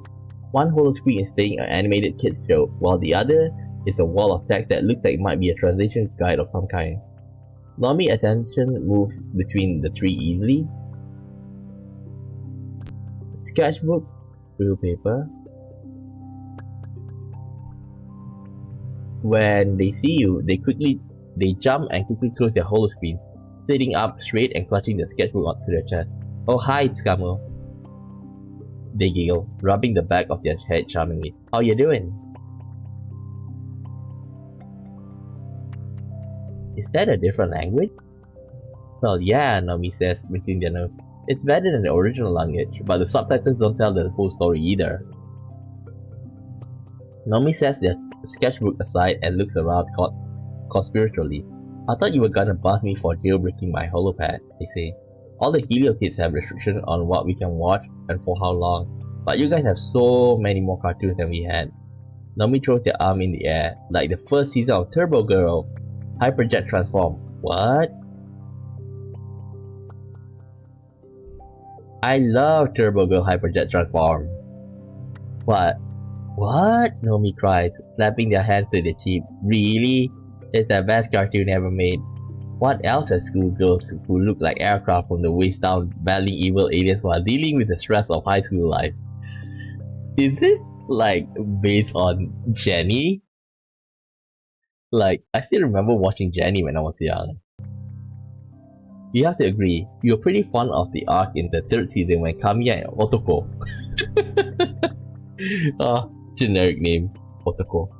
Disagree about whether Haruka could truly be considered Hyperjet if she was a hot helicopter. The Helio Media only had season 2 through 9 and only 3 of the OVAs, Nomi says, puffing their cheeks out. I can't believe the 4th OVA, Flight Captain Yumiko, gets captured by aliens and brainwashed into thinking she's been an alien sleeper agent the whole time. Is that what you're drawing? You hadn't seen the first season? Nomi shrugs and pokes one finger into her cheek. Space kids make do. You don't have to know everything about something in order to call yourself a fan, Nomi continues. Just liking with all your heart is good enough.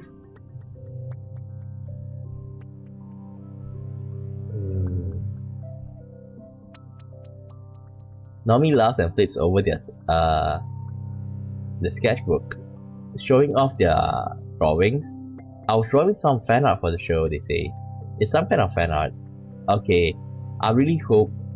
okay, it's really more like if I was a character in Hypergirl Turbojet Transform. Empathy. Would you be an artist when you grew up? Skamu, Nomi whines, drawing it out. I am an artist now. But not just an artist, but writer and an artist. I'm the whole package. Okay, right now, Tangent is not the first, and Nomi is a close second. Repair robot. The Heliopause didn't have an onboard AI like Congruence, which must have been hard. He runs the robotic step just like she runs all the colony systems. Suddenly and perfectly. Working with her is like working with all-knowing, all-powerful God who doesn't mind doing all the chores. You always knew Congruence was more advanced than all the other bots put together, but you didn't realize the assumption was literal. She programs all the bots based on her own code, so it's almost like they are part of her. Sometimes when you're working on a bot, she jokes that it tickles. As Congruence hands, you do physical maintenance on the bots. The one you see most often are the vacuum bots. As the colony has gone larger and much dirtier, they are more likely to get clogged and break down. Then people have to do more cleaning by hand, which makes them complex into the command, which means more maintenance requisition on your desk. One vacuumman in particular is just eccentric. It's broken in a way that you can't really permanently fix, but you keep patching it up and send it back out there to serve the colony. You see it in labs so often, you decide to name it.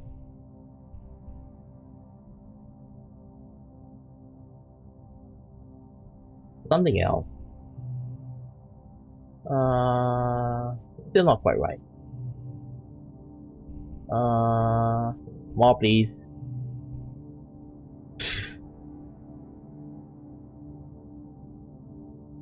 Bender. Optimus Prime. Wally.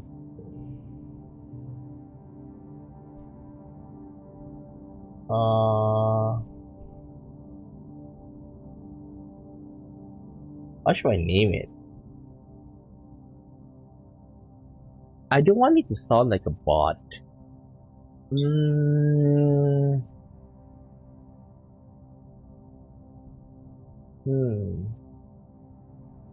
Clan. Or clean. Sounds good. You stencil the boss name on its chassis and send it on its merry way. There you go, little clan. See you again in a few days. Value is wild. Get to work.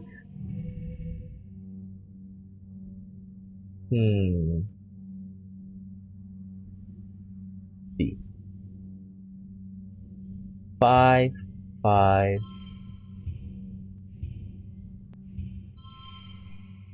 Value becomes wild. Value is wild. Value matches all pair or all three.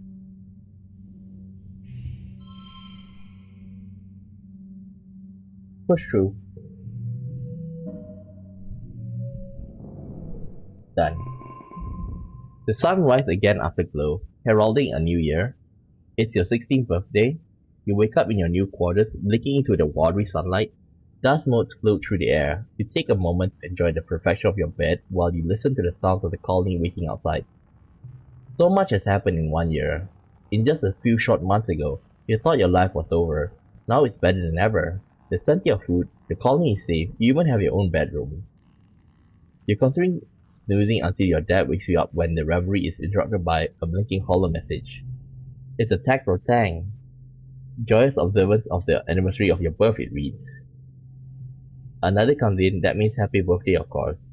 And then, in case you didn't know, wow, a whole 3 messages in a row from Tangent. That's pretty gushy for her. Scrolling your other messages, you see some gossip about Cal and Tammy. Apparently they're dating now. You check their relationship status on their profile. Yes, both of them have changed in a relationship. Well, you can't have a harem, you know. Your dad wakes you shortly after that and you order up a traditional birthday breakfast feast. He gives you a big squeezy hug and tells you he's proud of you.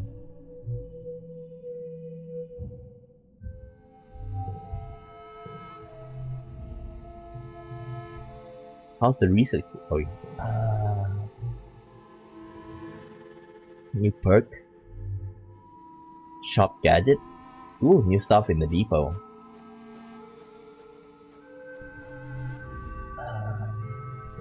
Damn it. But I'll try to go for Nomi as well.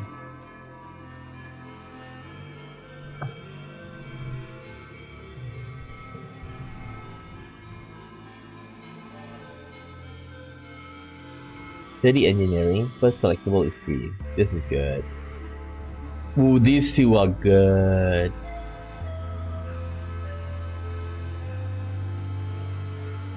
Well, I think I'll take this, but then this one. Okay.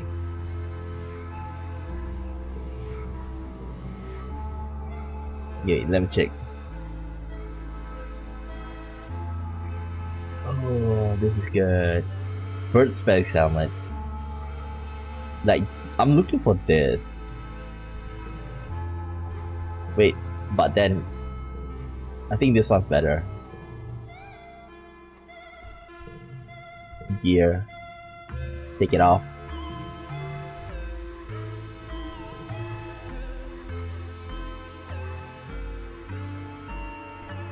Wonder if I can.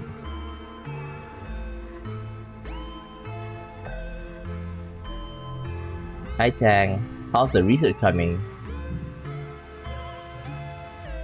Huh? What? Tanya shrugs. Well enough, she concedes, but I confess I've actually hit something off a block. I'm sure the answer is right in front of me, but I can't grasp it. You take a look at her work, immediately you come to the conclusion that it had just been out of her reach. Tanya rubs her eyes. Oh, you're formidable, she says. I've been coming at it the whole wrong the entire time. She taps a few notes into her whole palm and smiles. Thank you for being someone on this stupid rock I can trust to know what they're doing.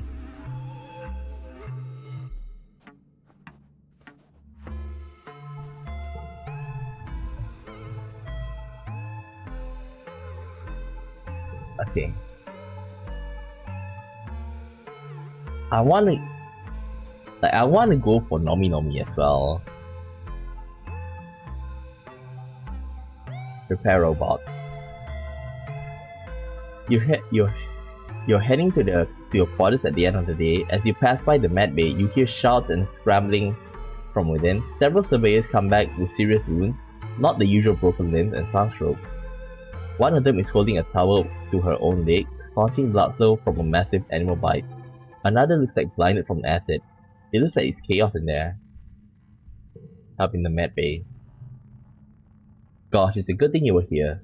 Triaging and getting the most badly wounded into the med bed is difficult, and the others need traditional medical attention while they wait. It's hectic, stressful work, but you're able to keep your head and provide assistance. Good work in that, Scamo. Chief Engineer's instant says, you know, with how the colony's grown, I could use an assistant nurse here. Someone I can trust to take care of things while I'm working in the lab. Come back next month and give me a hand if you're interested.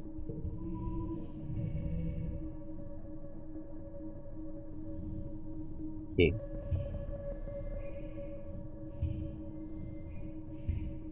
Wait.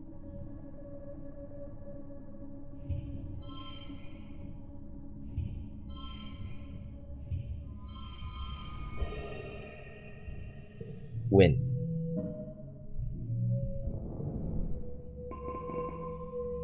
Mid quiet. Oh, I'm too tired. Take some time off. Then what should I do? Maybe I'll hang up by the walls.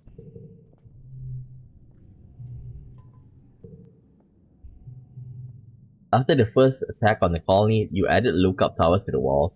Now you have a place to hang out if you don't feel like working. Because all the way up here, no adults are going to come and ask you to run any errands for them. On rainy days, you take shelter under the pavilions and listen to the pitter-patter of warm raindrops on the grass roof. You can do whatever you want. This is the life.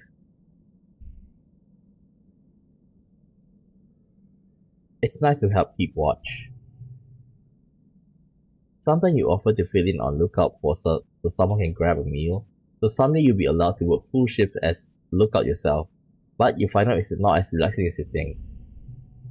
Oh hey Scamo, this pops in his head up a nearby ladder and looks surprised to see someone else here. Do you mind if I sit here? Sure, there's plenty of room. The two of you dangle your feet off the side and watch the valley below.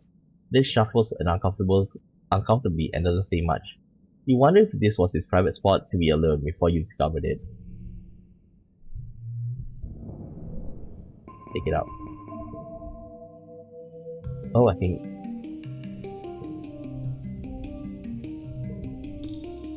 Huh? I never heard this. Wait. Let's check the name. Nomi Nomi. Nomi Nomi 14.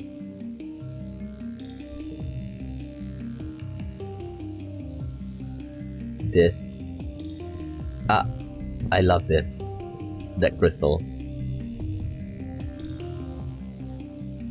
Dare you to go to a restricted area. You dare this to explore the creepiest, darkest part of engineering, deep down where even Chief Engineer Instant never goes. Under the recycling room where they say there are ghosts, you set the mood, then sneak around behind him. Put your holopalm flashlight under your face and shout, boom. He rolls his eyes. Scum, think about it. If there were any ghosts on the ship, one of them would be my mom. Oh yeah, you guess that would scare a normal person, but this still isn't scared of anything.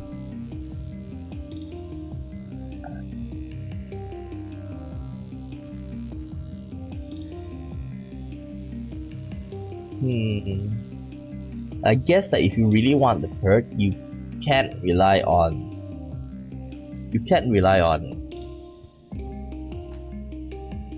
what? You can't rely on things.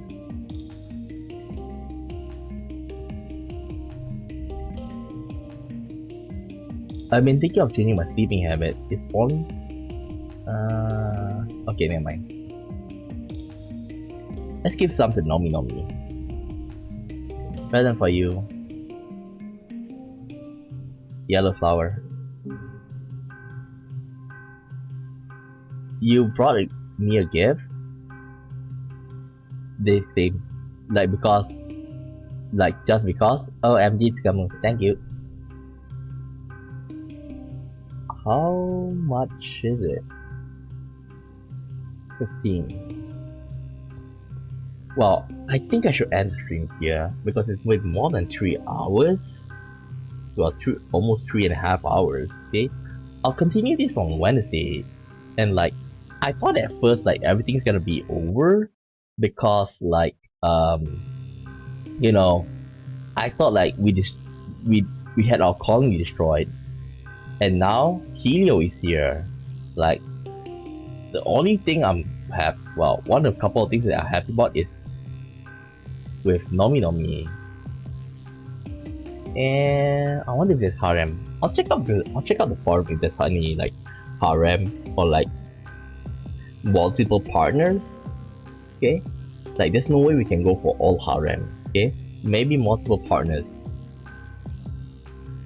If I can, I'll go for both of them. Okay, yeah, I'll continue on Wednesday, and tomorrow I'm gonna play Persona 5. Okay, so with that said, I'll end the stream here, and I'll see you guys again next time. Bye bye.